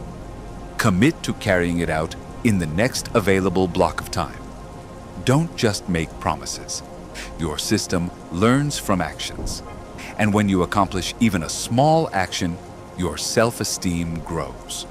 True self-esteem is the accumulation of actions, not just statements. Now, an important point. Calmness is also protected by the right not to decide yet. Yes, not deciding yet can be a sound decision if the criteria indicate it. But there's a difference between postponing with clarity and postponing out of fear. Postponing with clarity feels like an order. I'll decide tomorrow at such and such time. Postponing out of fear feels like fog. I'll see. You choose the former. The former conserves energy. The latter drains it. Precision also demands sacrifices. Every decision is a no to other things. If you say yes to something, you say no to time, rest, attention, other opportunities. That's why making good decisions includes evaluating the cost. Ask yourself, what am I paying for this? If the cost is your peace of mind and it's not worth it, adjust. If the cost is a brief discomfort that builds you up, it might be worth it. Learning to see the cost is a sign of maturity. Now connect this to abundance. Abundance is built on consistent decisions. Investing time where there's a return, avoiding financial leaks, maintaining work habits, choosing relationships that add value, learning, executing, closing cycles, and maintaining energy. An impulsive decision can cost you months. A precise decision can open a huge door. The difference isn't luck, it's method. Furthermore, money responds to clarity. Opportunities respond to clarity. People trust someone who makes decisions calmly. Resources align more easily with someone who isn't in internal chaos. Not because the world is perfect, but because your demeanor changes how you present yourself, how you negotiate, how you work, how you persevere. Calmness makes you effortlessly persuasive. Precision makes you reliable. Reliability is attractive. Now, a final exercise to help establish this as a habit. Close your eyes for a few moments, inhale gently, exhale deeply, and repeat internally, once with each exhalation. First, I regulate myself. Then I see the objective. After that, I choose the criterion. And I execute a step. Feel how that sequence organizes your mind. It's not a pretty idea. It's a compass. Take this away. You don't need to make every decision perfectly. You need to make conscious decisions. Consciousness is what breaks autopilot. And every time you break autopilot, you reclaim freedom. That freedom translates into peace, clarity, self-esteem, and over time, real abundance. Opportunities you choose wisely, resources you hold onto, money you manage calmly, and a life that feels more truly yours. Today, choose a small decision and execute it using this method. Tomorrow, another. Precision is trained, and what is trained becomes identity. Portal 3, The Sanctuary of Abundance. Chapter 15, Merit and Royal Reception. Abundance doesn't begin when something arrives. It begins when you allow yourself to receive it. And receiving isn't a simple act for everyone, even though it may seem so.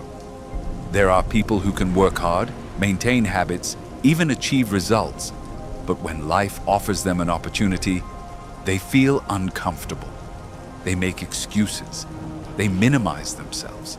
They sabotage themselves. They get distracted, they delay, or they receive with guilt as if joy were a debt. That's not a lack of luck. It's a system that doesn't feel worthy. Deserving isn't arrogance. Deserving is an inner stance of permission. Permission to rest without guilt. Permission to be seen without hiding. Permission to earn money without feeling like you're betraying anyone.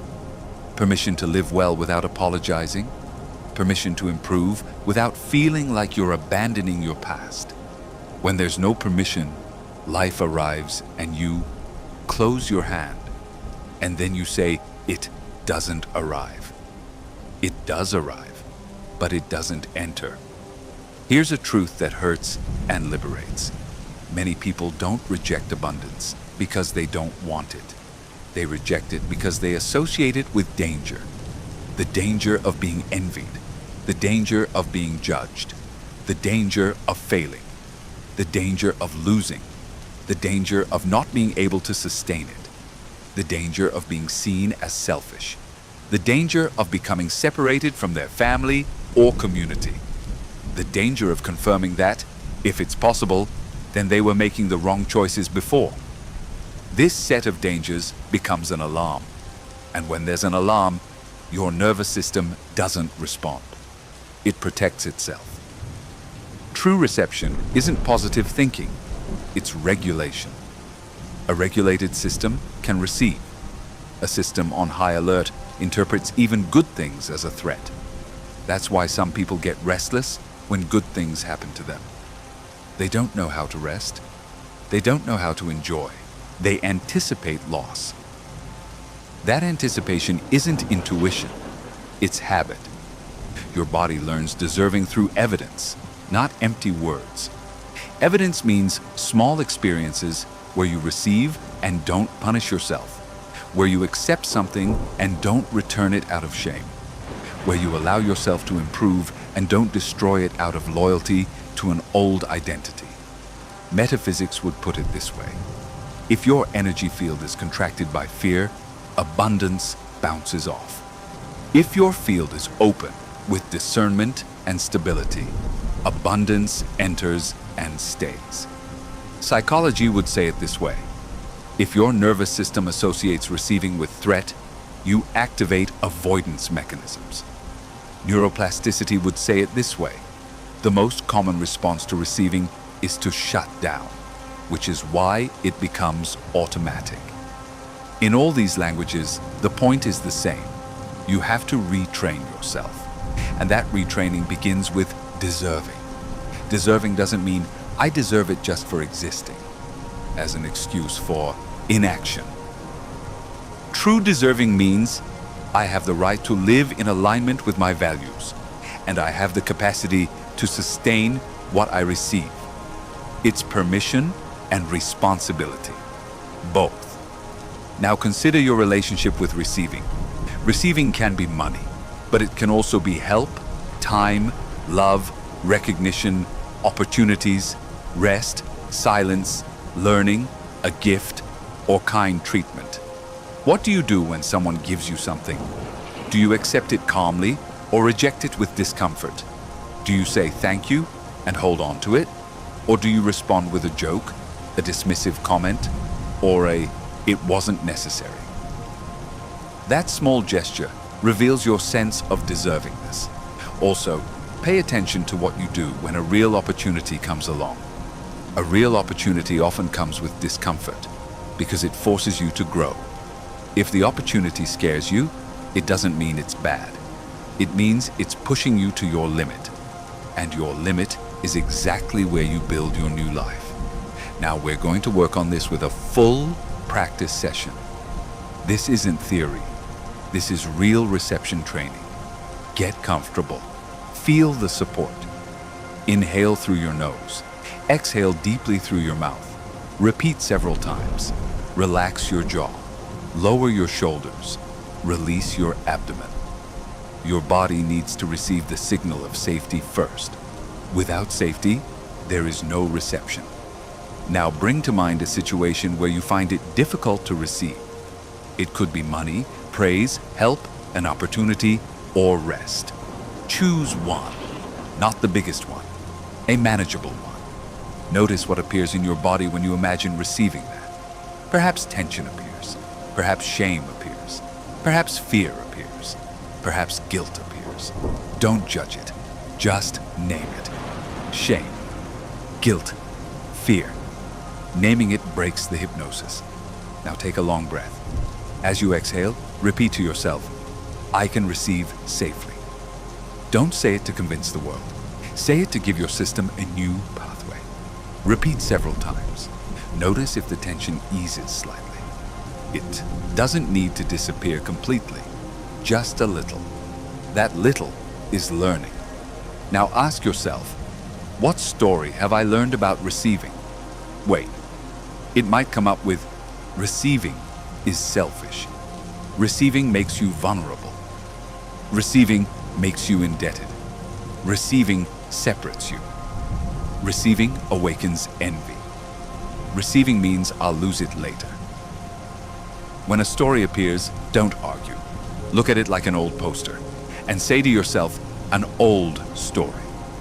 That phrase is key because it gives you distance without a fight. Now let's establish a mature narrative. A mature narrative doesn't deny risks, but it doesn't become enslaved by them. A mature narrative sounds something like this. Receiving is natural when there is consistency. Or, I can receive and sustain.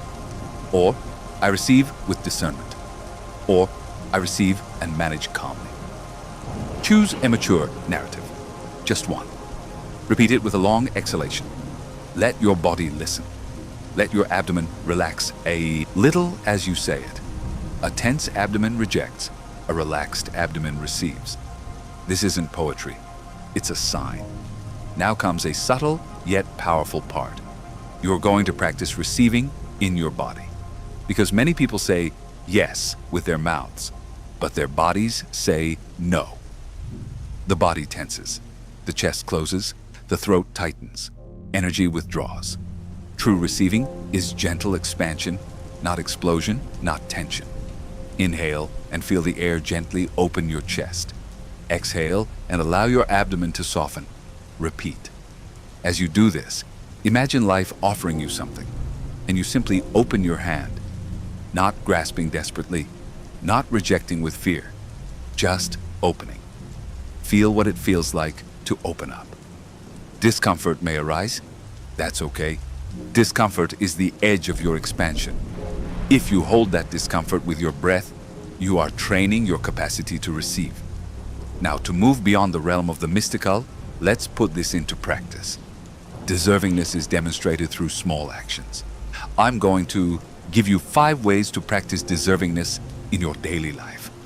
You don't have to do them all. Choose 1 or 2 and repeat them. First, when someone thanks or praises you, don't reciprocate. Don't downplay it. Just say thank you and breathe. That gesture reprograms you. Second, when someone offers you help, don't rush to demonstrate self-sufficiency. Evaluate. If it benefits you, accept, and stick with it without guilt. Third, when you earn money or receive a payment, don't spend it impulsively to compensate for anxiety. Breathe, regulate, decide. Money needs clarity, not impulse. Fourth, when an opportunity arises, don't respond to it out of urgency or fear. Take a long breath, define your objective, and respond calmly. Calmness increases your negotiating power and your vision. Fifth, when it's your turn to rest, don't treat it as punishment.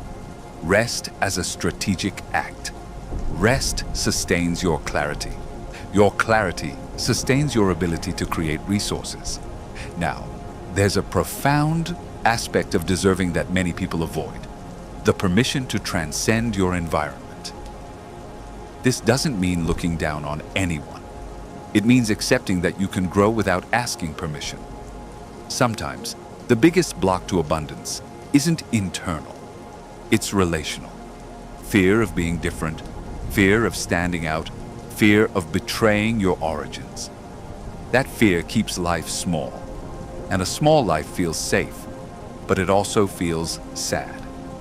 Here's a straightforward truth. Your growth doesn't take anything away from anyone. Your abundance doesn't steal. Your clarity doesn't humiliate. Your peace doesn't abandon. If someone feels threatened by your progress, that speaks to their history, not yours. You're not here to shrink. You're here to expand with dignity. Now, you're going to do a permission practice. This practice changes the energy at its root. Close your eyes. Inhale gently. Exhale deeply. Bring your attention to your chest and repeat to yourself, I give myself permission. Exhale. Now, myself permission to receive money. I give myself permission to receive opportunities. I give myself permission to be seen. I give myself permission to live better. Choose one. Repeat several times with a long exhalation. As you repeat, notice if guilt arises. If it does, don't fight it.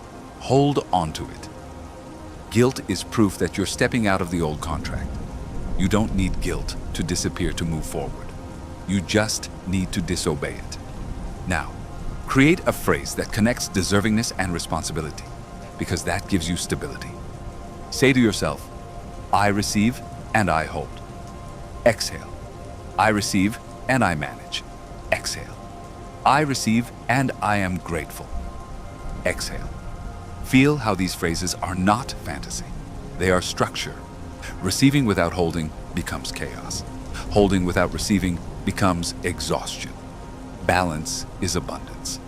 Now connect this to money in a mature way. Money isn't just paper. It's organized energy in the form of exchange. And your relationship with money reflects your relationship with receiving. If you feel unworthy, you'll spend to ease anxiety or avoid looking at your finances out of fear. If you feel calmly deserving, you'll look at your finances clearly, make precise decisions, invest wisely, save patiently, and build stability. Abundance becomes a habit, not an event.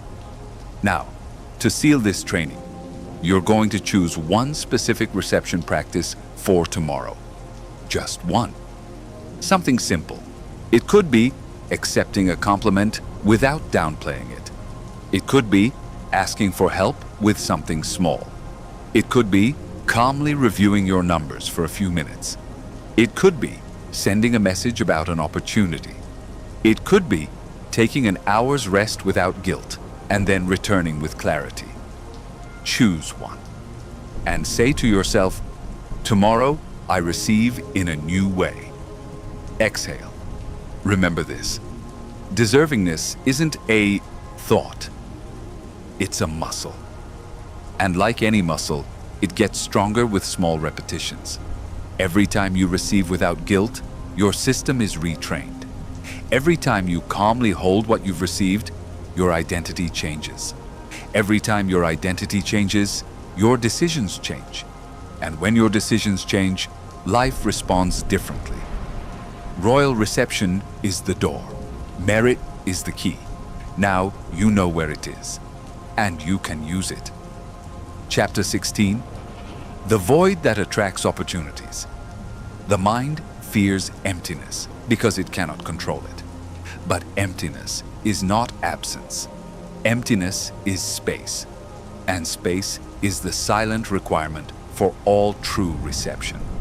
When you are filled with noise, haste, explanations, pending tasks, unprocessed emotions, screens, guilt, and control, life can knock on your door, and yet there is no room for it to enter.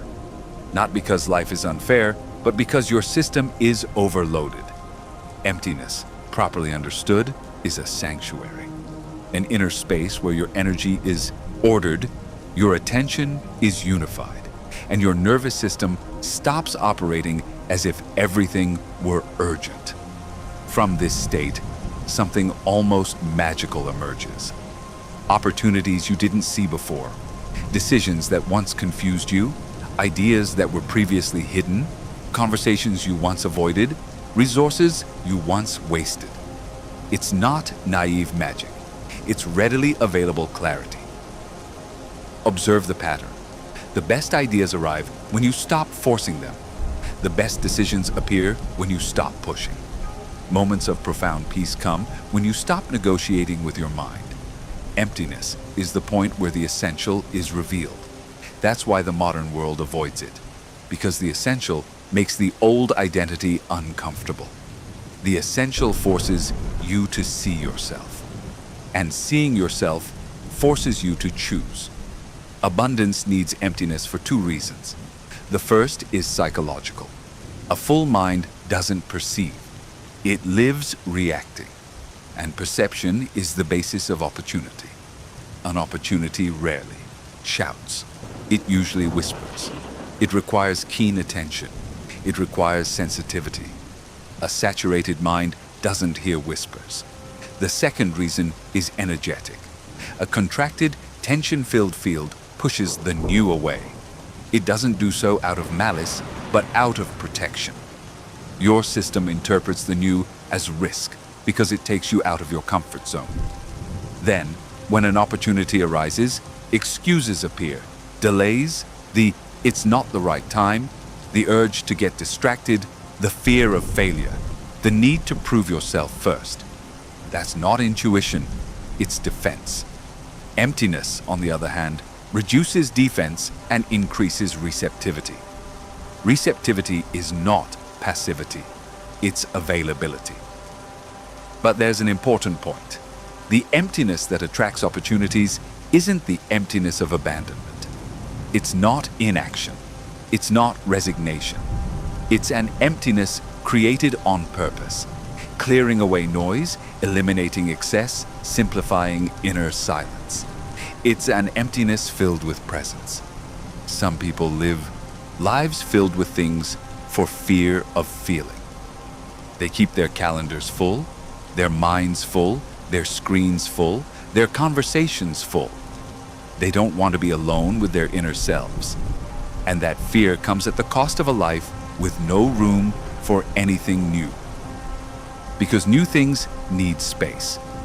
Just like air. If you don't open a window, it can't get in. Today, you're going to open internal windows. First, let's clarify what opportunity means. Opportunity can be money, yes, but it can also be a contact, an idea, a career path, an alliance, a project, an honest conversation, an improvement in habits, a liberating decision. Opportunity is any door that, if you walk through it with clarity, expands your horizons. And walking through it requires two things: space and courage. Emptiness gives you space. Your chosen identity gives you courage. Now we're going to a complete practice for creating inner emptiness, safely, without falling into anxiety. Because some people feel uneasy when they're silent. That happens when the nervous system associates emptiness with danger. Here, you're going to reprogram that association. Emptiness equals safety. Emptiness equals clarity. Emptiness equals receptivity. Get comfortable. Feel the support. Inhale through your nose. Exhale slowly through your mouth. Repeat. Relax your jaw. Lower your shoulders. Release your abdomen. Your body is the first place where emptiness is created.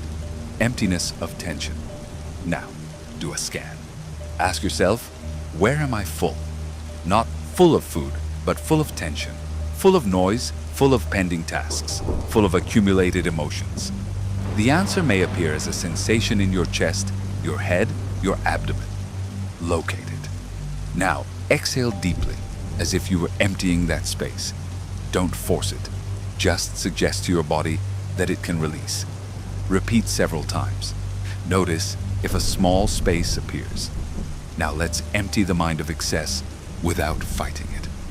The mind isn't emptied by fighting against thoughts. It's emptied by withdrawing attention. Withdrawing attention is like ceasing to add fuel to the fire. The fire goes out on its own. Choose a simple word as your anchor: space. Repeat space to yourself with each exhale, not as a ceremonial mantra, but as a direction. Each time a thought arises, don't argue with it. Return to space. Over time, you'll find that some thoughts dissolve because they aren't being fed. Now comes the powerful part. Emptiness isn't created only by taking away, it's also created by letting go of temporary identities. During the day, you wear masks. The one who fulfills obligations, the one who helps, the one who solves problems, the one who proves themselves, the one who worries, the one who anticipates. These masks are exhausting. They aren't bad, but they become tyrannical if you never let them go. At night or in moments of practice, you let them go. you're going to let go of the main mask that weighs you down the most. Ask yourself, what mask am I wearing right now? Maybe it's, I have to be able to. Maybe it's, I have to be available. Maybe it's, I can't fail. Maybe it's, I have to control. Choose one. And as you exhale, imagine leaving it behind. Not forever, just for now. The system needs a break from identities. Feel what it's like to be without that mask. A small emptiness may appear. That emptiness is freedom. Now, from that emptiness, you're going to do something that truly attracts opportunities. You're going to listen. Listening isn't thinking. Listening is perceiving. You're going to ask yourself a simple question, and then you're going to remain silent. Not waiting for a dramatic voice, just in receptive silence. The question is, what opportunity am I missing? Don't ask for 10, just one. Ask and stick around. Stay for a few moments. Perhaps an image arises. Perhaps a feeling arises. Perhaps a name arises. Perhaps a small idea arises. Perhaps nothing arises. If nothing arises, it doesn't matter. The act of asking and listening already creates space. Sometimes the answer comes later, during the day, as a coincidence, as sudden clarity, as a serene impulse. That is the language of emptiness. It doesn't shout, it appears. Now, to prevent emptiness from becoming mere fantasy, you're going to transform it into minimal action. Emptiness attracts opportunities when combined with movement. Movement isn't haste. Movement is execution. If an idea emerged, define a minimal step. A message, a search, a note, a call, a task. If nothing emerged, define a minimal step anyway. Create external space. Because external space supports internal space. Here are some concrete ways to create an external vacuum, which attracts opportunities through direct effect. Clear your schedule of one thing that doesn't add value. 1. Clear your space of one object that weighs you down. 1. Clear your phone of one distraction that steals your attention. 1. Clear your day of one draining conversation. 1. Clear your mind of one worry by making a minimal plan for tomorrow. 1. Choose one. Doing this is far more powerful than any affirmation because it shows your system that there is room for the new. Now, a key psychological point. Emptiness can trigger a fear of losing control. This fear often says, if I don't do something now, I'll miss out on opportunities. It's ironic. This fear makes you fill the void more, rush around more, and that's why you miss opportunities. Emptiness teaches you another truth. Real opportunities are sustained when your energy is stable. If an opportunity demands constant urgency, it's often not an opportunity, it's consumption. Learn to differentiate. Emptiness gives you discernment. Now connect this to money and resources. There's a type of emptiness that's especially powerful for abundance, the emptiness of impulsive spending. Many people fill an emotional void by spending money, but that filling creates real scarcity. Emptiness, when cultivated, allows you to feel discomfort without buying. That simple act changes your finances. It changes your choices. It changes your freedom. The next time you feel the urge to spend out of anxiety, create a void.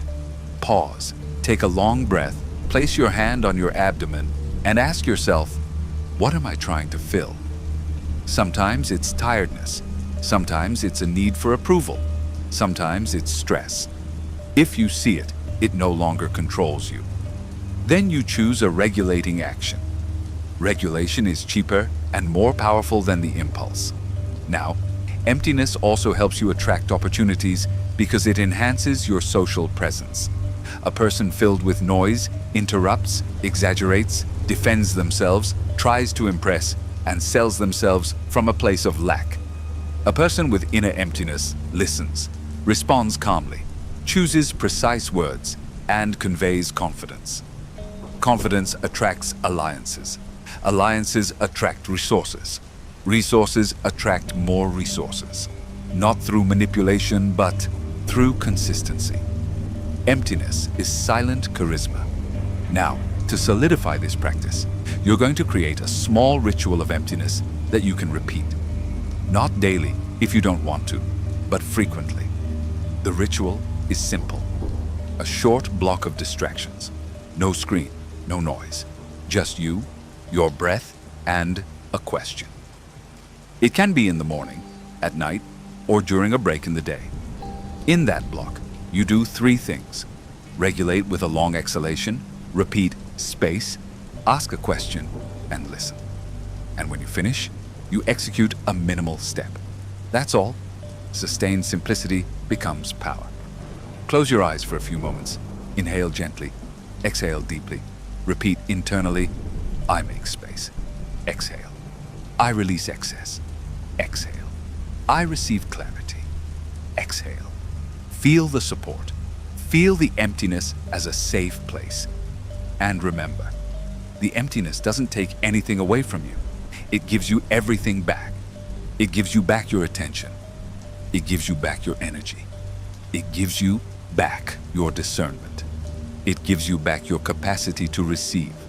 And when you regain your capacity to receive, opportunities stop passing you by. They find you, not because you desperately chase them, but because there is finally room within you to hold them. Chapter 17. Inspired, not impulsive. Action abundance isn't built on desire alone. It's built on action. But not just any action. Some actions stem from fear and impoverish you, even if they keep you busy. And some actions arise from quiet clarity and enrich you, even if they seem small. The difference isn't in the speed, it's in the source. If you act from impulse, your energy scatters. If you act from inspiration, your energy focuses. And what is focused grows. Impulse tends to shout. Inspiration tends to whisper. Impulse pushes with urgency. Do it now, or you'll lose it. Answer now. Buy now. Take advantage now. Prove it now. Run now. Inspiration doesn't run. Inspiration commands. It shows you the next right step with a calmness that's almost unsettling, because it doesn't come with drama. That's why many confuse inspiration with laziness and impulse with motivation. And that's where they're wrong. Impulse feels like energy, but often it's anxiety in motion. There's a very clear sign to distinguish them. Impulse leaves a hangover. Inspiration leaves stability. After an impulse, you usually feel a strange mix. Brief relief followed by restlessness, doubt, tiredness, or regret. After an inspired action, you may feel nervous, yes, but a sense of alignment also arises, as if you've done the right thing, even if you don't yet see the result. That feeling is your compass. Your nervous system is the first filter. When you're on high alert, your body seeks immediate relief. That immediate relief might seem like productive action, but it's often just escapism.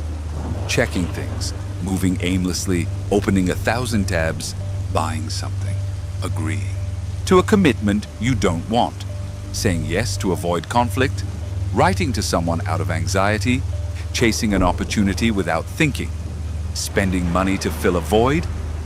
All of that feels like getting things done, but it doesn't always build anything up. Sometimes it just drains you. Neuroplasticity also plays a role here. If you've become accustomed to acting impulsively, your brain strengthens that pathway. It becomes automatic, not because you're incapable, but because you've repeated the pattern.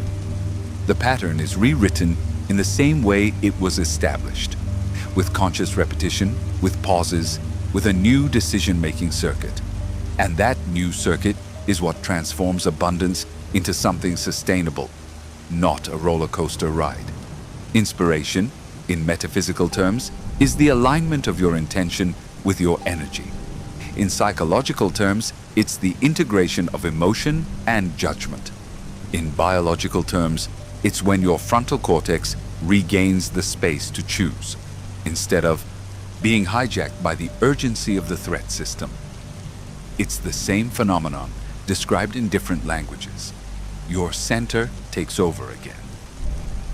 And here's an uncomfortable truth. Many people call themselves spiritual, but they live impulsively. They change their plans every day. They chase after signs like fireworks. They confuse intuition with anxiety. And so they get tired, frustrated, and say that abundance doesn't work. It's not that it doesn't work.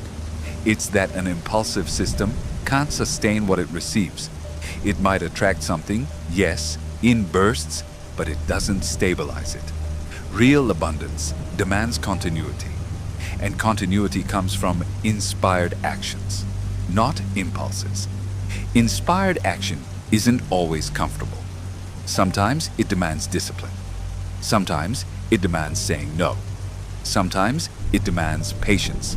Sometimes it demands learning something you don't want to learn. Sometimes it demands facing a long overdue conversation. Sometimes it demands getting your finances in order. Sometimes it demands breaking a habit that calms you quickly but drains you slowly. Inspiration doesn't allow self-sabotage. It brings you back on track.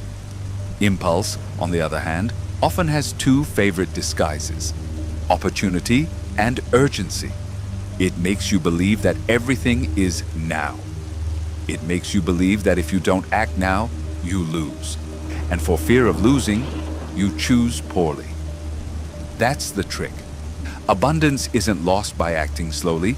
It's lost by acting without judgment. Now you're going to train the difference in your own body, because this isn't solved with pretty ideas. It's solved with an internal habit, the pause that decides. Get comfortable. Feel the support. Inhale through your nose.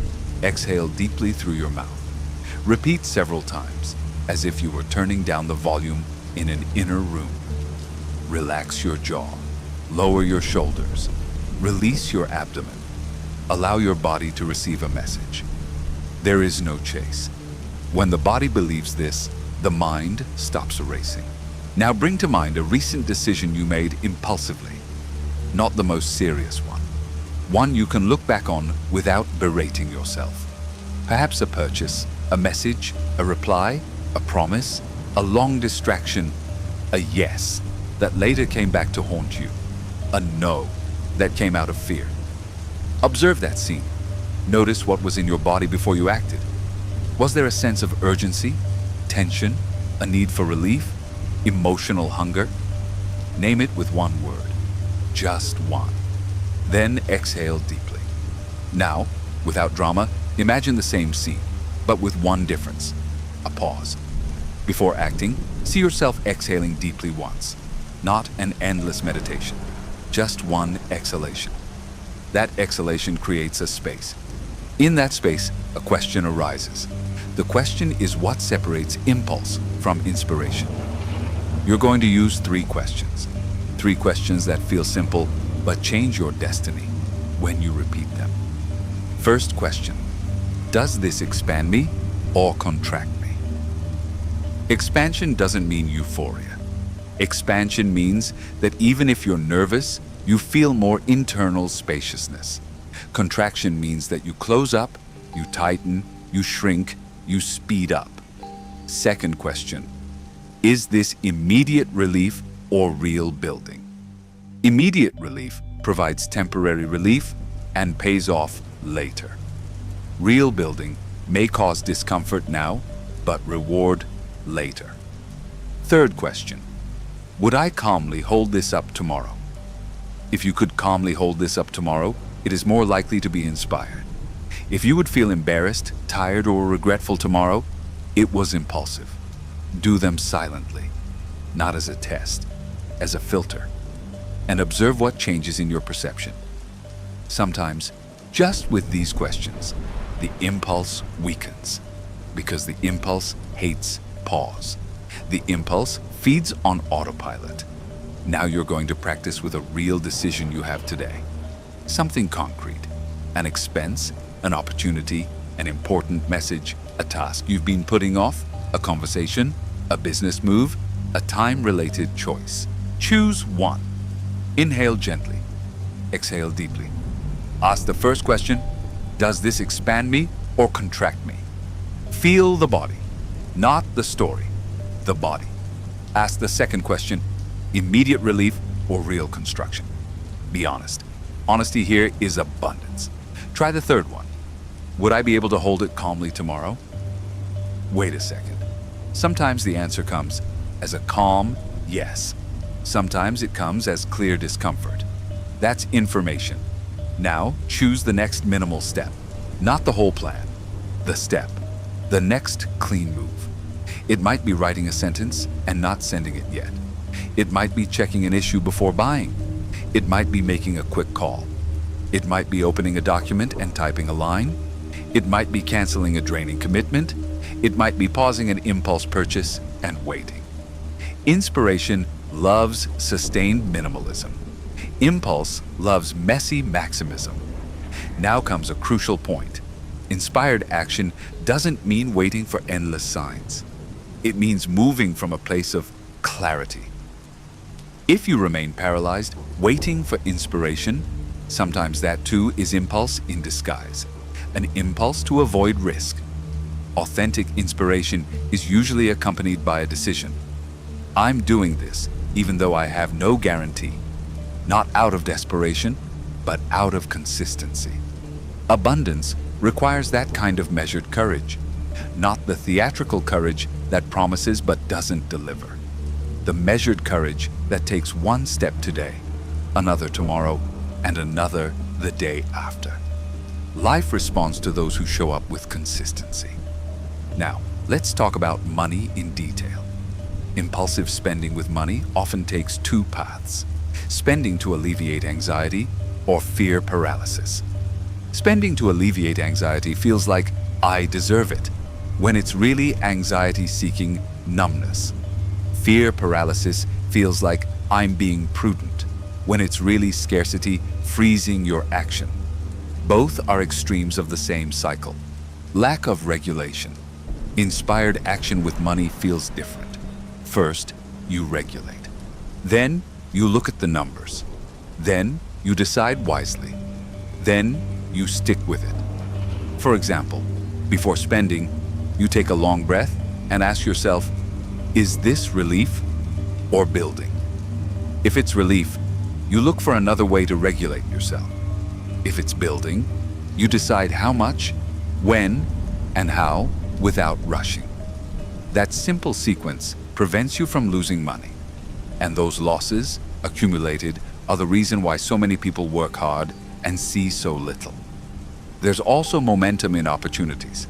A proposal, a business deal, an alliance, an idea comes your way, and it propels you forward. Impulse means saying yes quickly to avoid missing out. But saying yes without careful consideration can cost you more than simply losing the opportunity. Inspired action does something different. It regulates, asks questions, assesses sustainability, and then responds calmly. Calmness increases your power. You negotiate better. You see risks better. You protect yourself better. And that protection isn't fear, it's intelligence. Now integrate the metaphysical.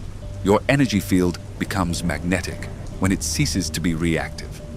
Reactivity makes you predictable. Calmness makes you powerful.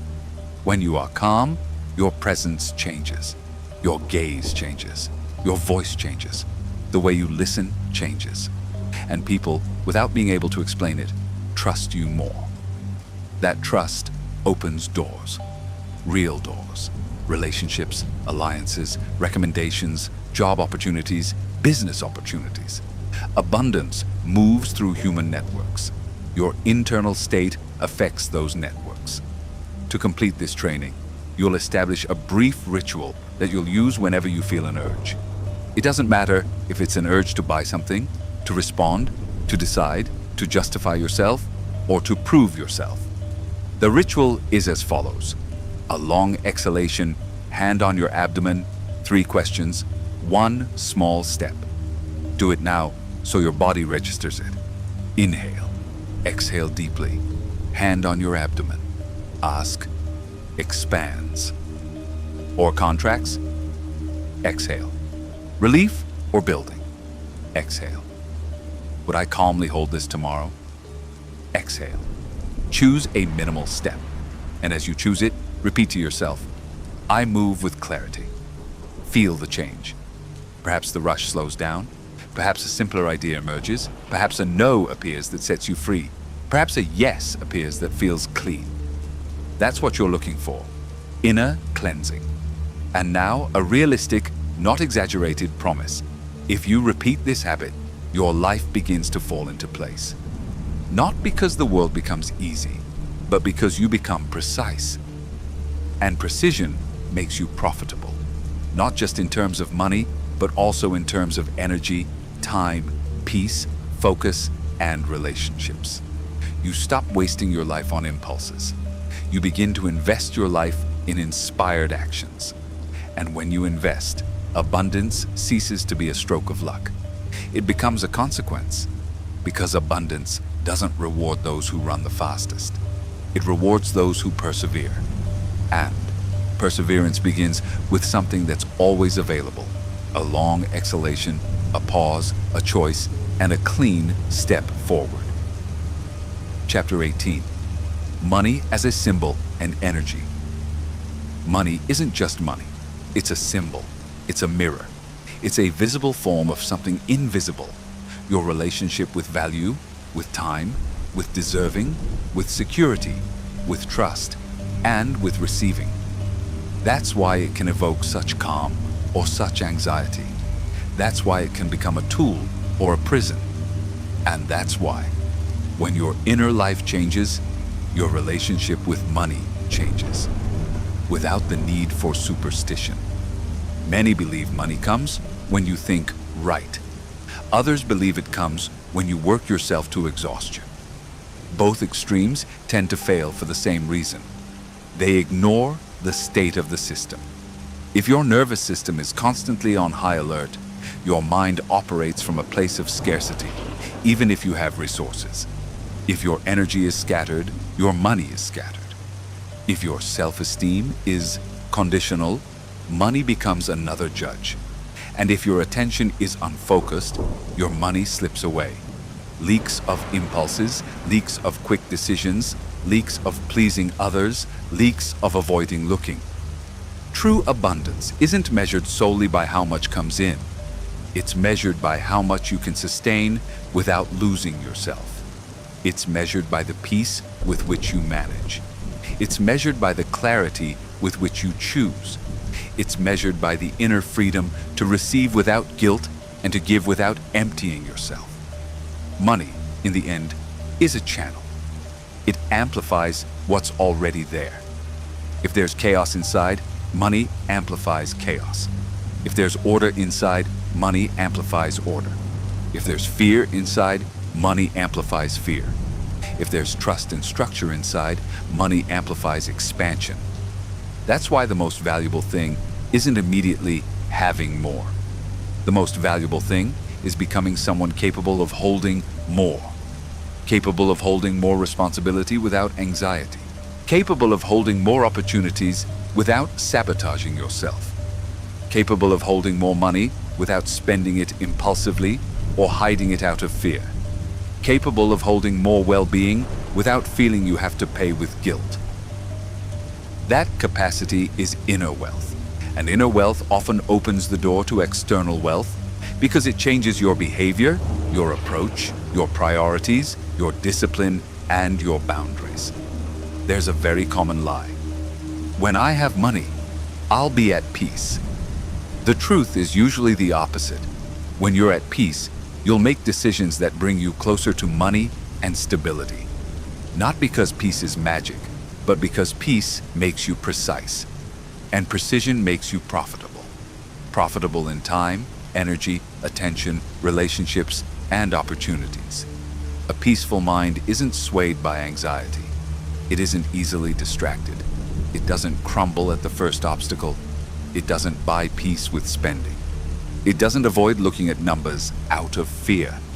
A peaceful mind sits down, observes, decides, and acts. And that behavior, repeated, builds. Look at your history with money. Not just what happened, but what you learned to feel. Maybe you learned that money is scarce. Maybe you learned that money brings conflict. Maybe you saw someone lose it and were scarred by fear. Maybe you saw someone have it and were judged. Maybe you learned that winning is dangerous because it stirs up envy. Maybe you learned that asking is humiliating. Maybe you learned that charging is aggressive. Maybe you learned that receiving is a debt. These lessons weren't always spoken. Sometimes they were absorbed from the environment. And what is absorbed becomes programming. But today, you are here to choose again. Not to deny reality, but to change your perspective on it. Money is exchange. And exchange requires two things: value and circulation. If you feel worthless, you don't charge fairly, you don't negotiate calmly, you don't stand by your price, you don't ask for comes and goes, or it doesn't come at all.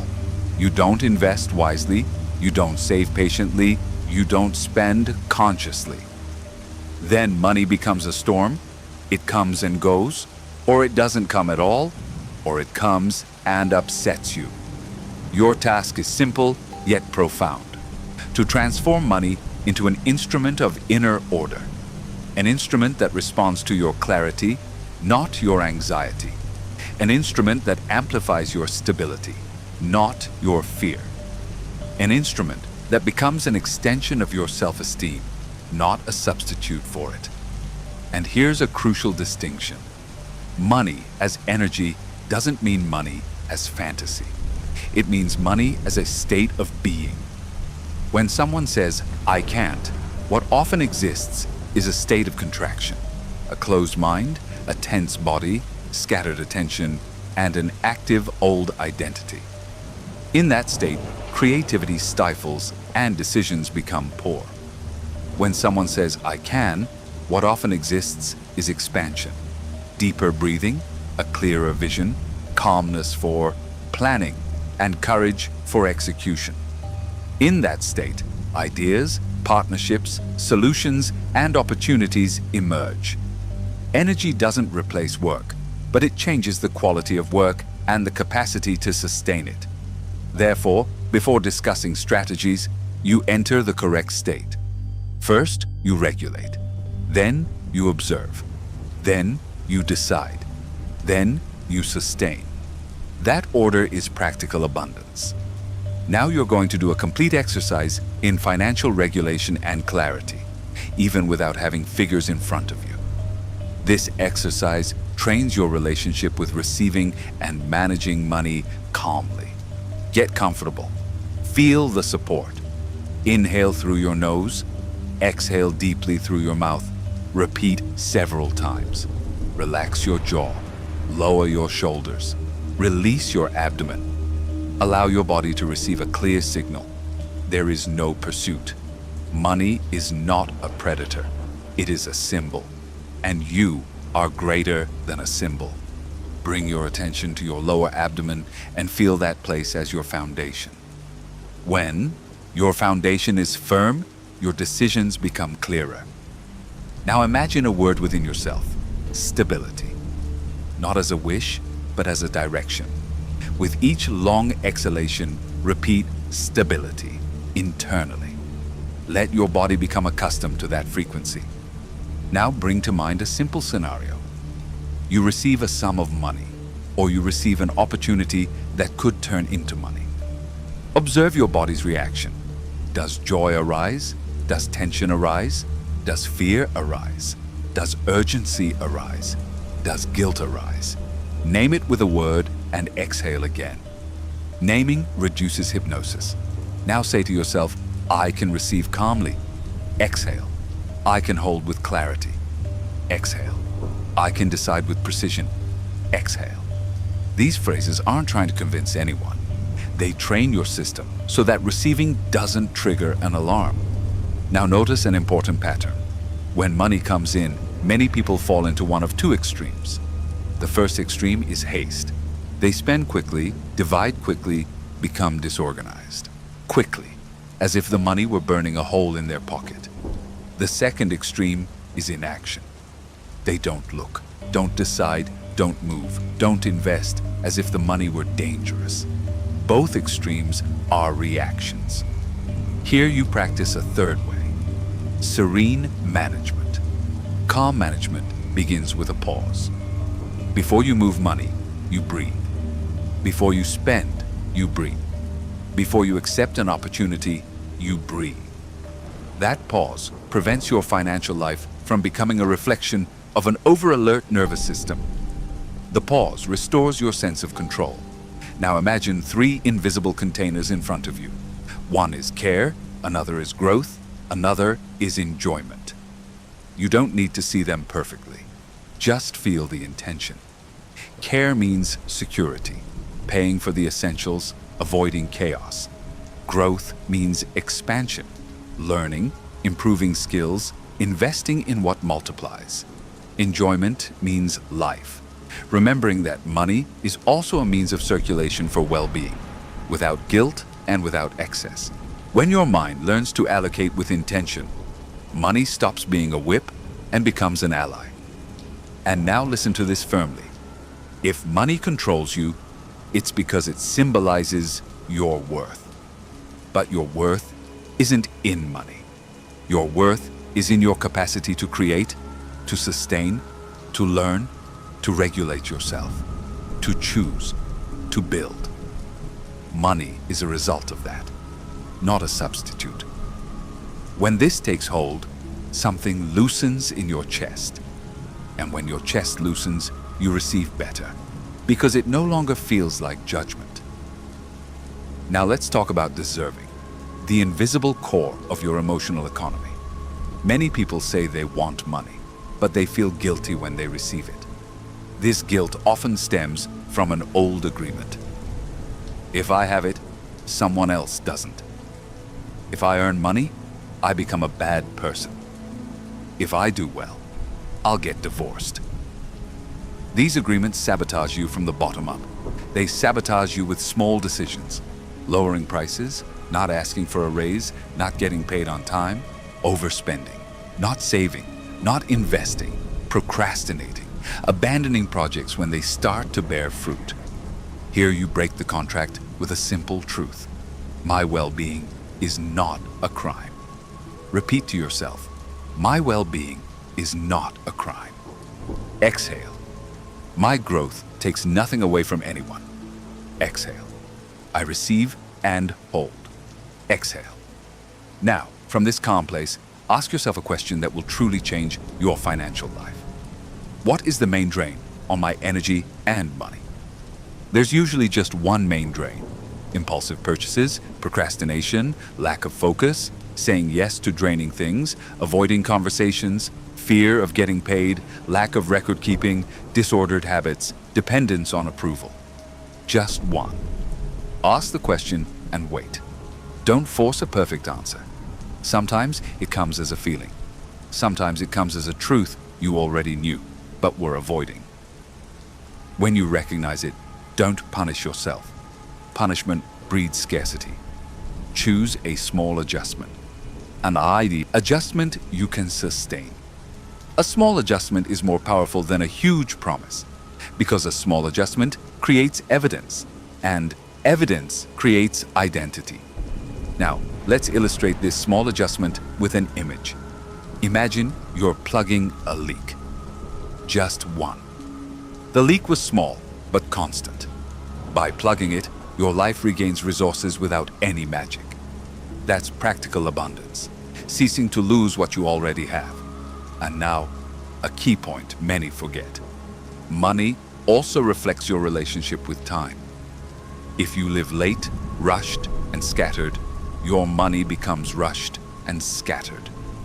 If you live with order, your money becomes more orderly because your decisions are. That's why abundance is also cultivated through simple habits, Review, plan, record, and execute, not as an obsession, but as a matter of hygiene. Here's the final symbol. Money as self-confidence. Every time you fulfill your promises to yourself, your self-esteem grows. And when your self-esteem grows, your financial behavior becomes smarter. You invest better. You negotiate better. You stick with projects. You recover from mistakes. You take calculated risks. You don't let a single failure destroy you. All of that, accumulated, builds wealth. Now you're going to do a closing practice to integrate the 3 portals within yourself without needing to remember them as theory, just as experience. Inhale gently. Exhale deeply. Feel the deep rest as the foundation of your body. Exhale and feel clarity as order in your mind. Exhale and feel abundance as space and reception in your chest and abdomen. You don't need complicated imagery, just feel the direction. Say to yourself, I rest and bring order to my life. Exhale. I focus and choose myself. Exhale. I receive and hold. Exhale. Stay with the support for a few moments and listen to this truth as if it were a final key.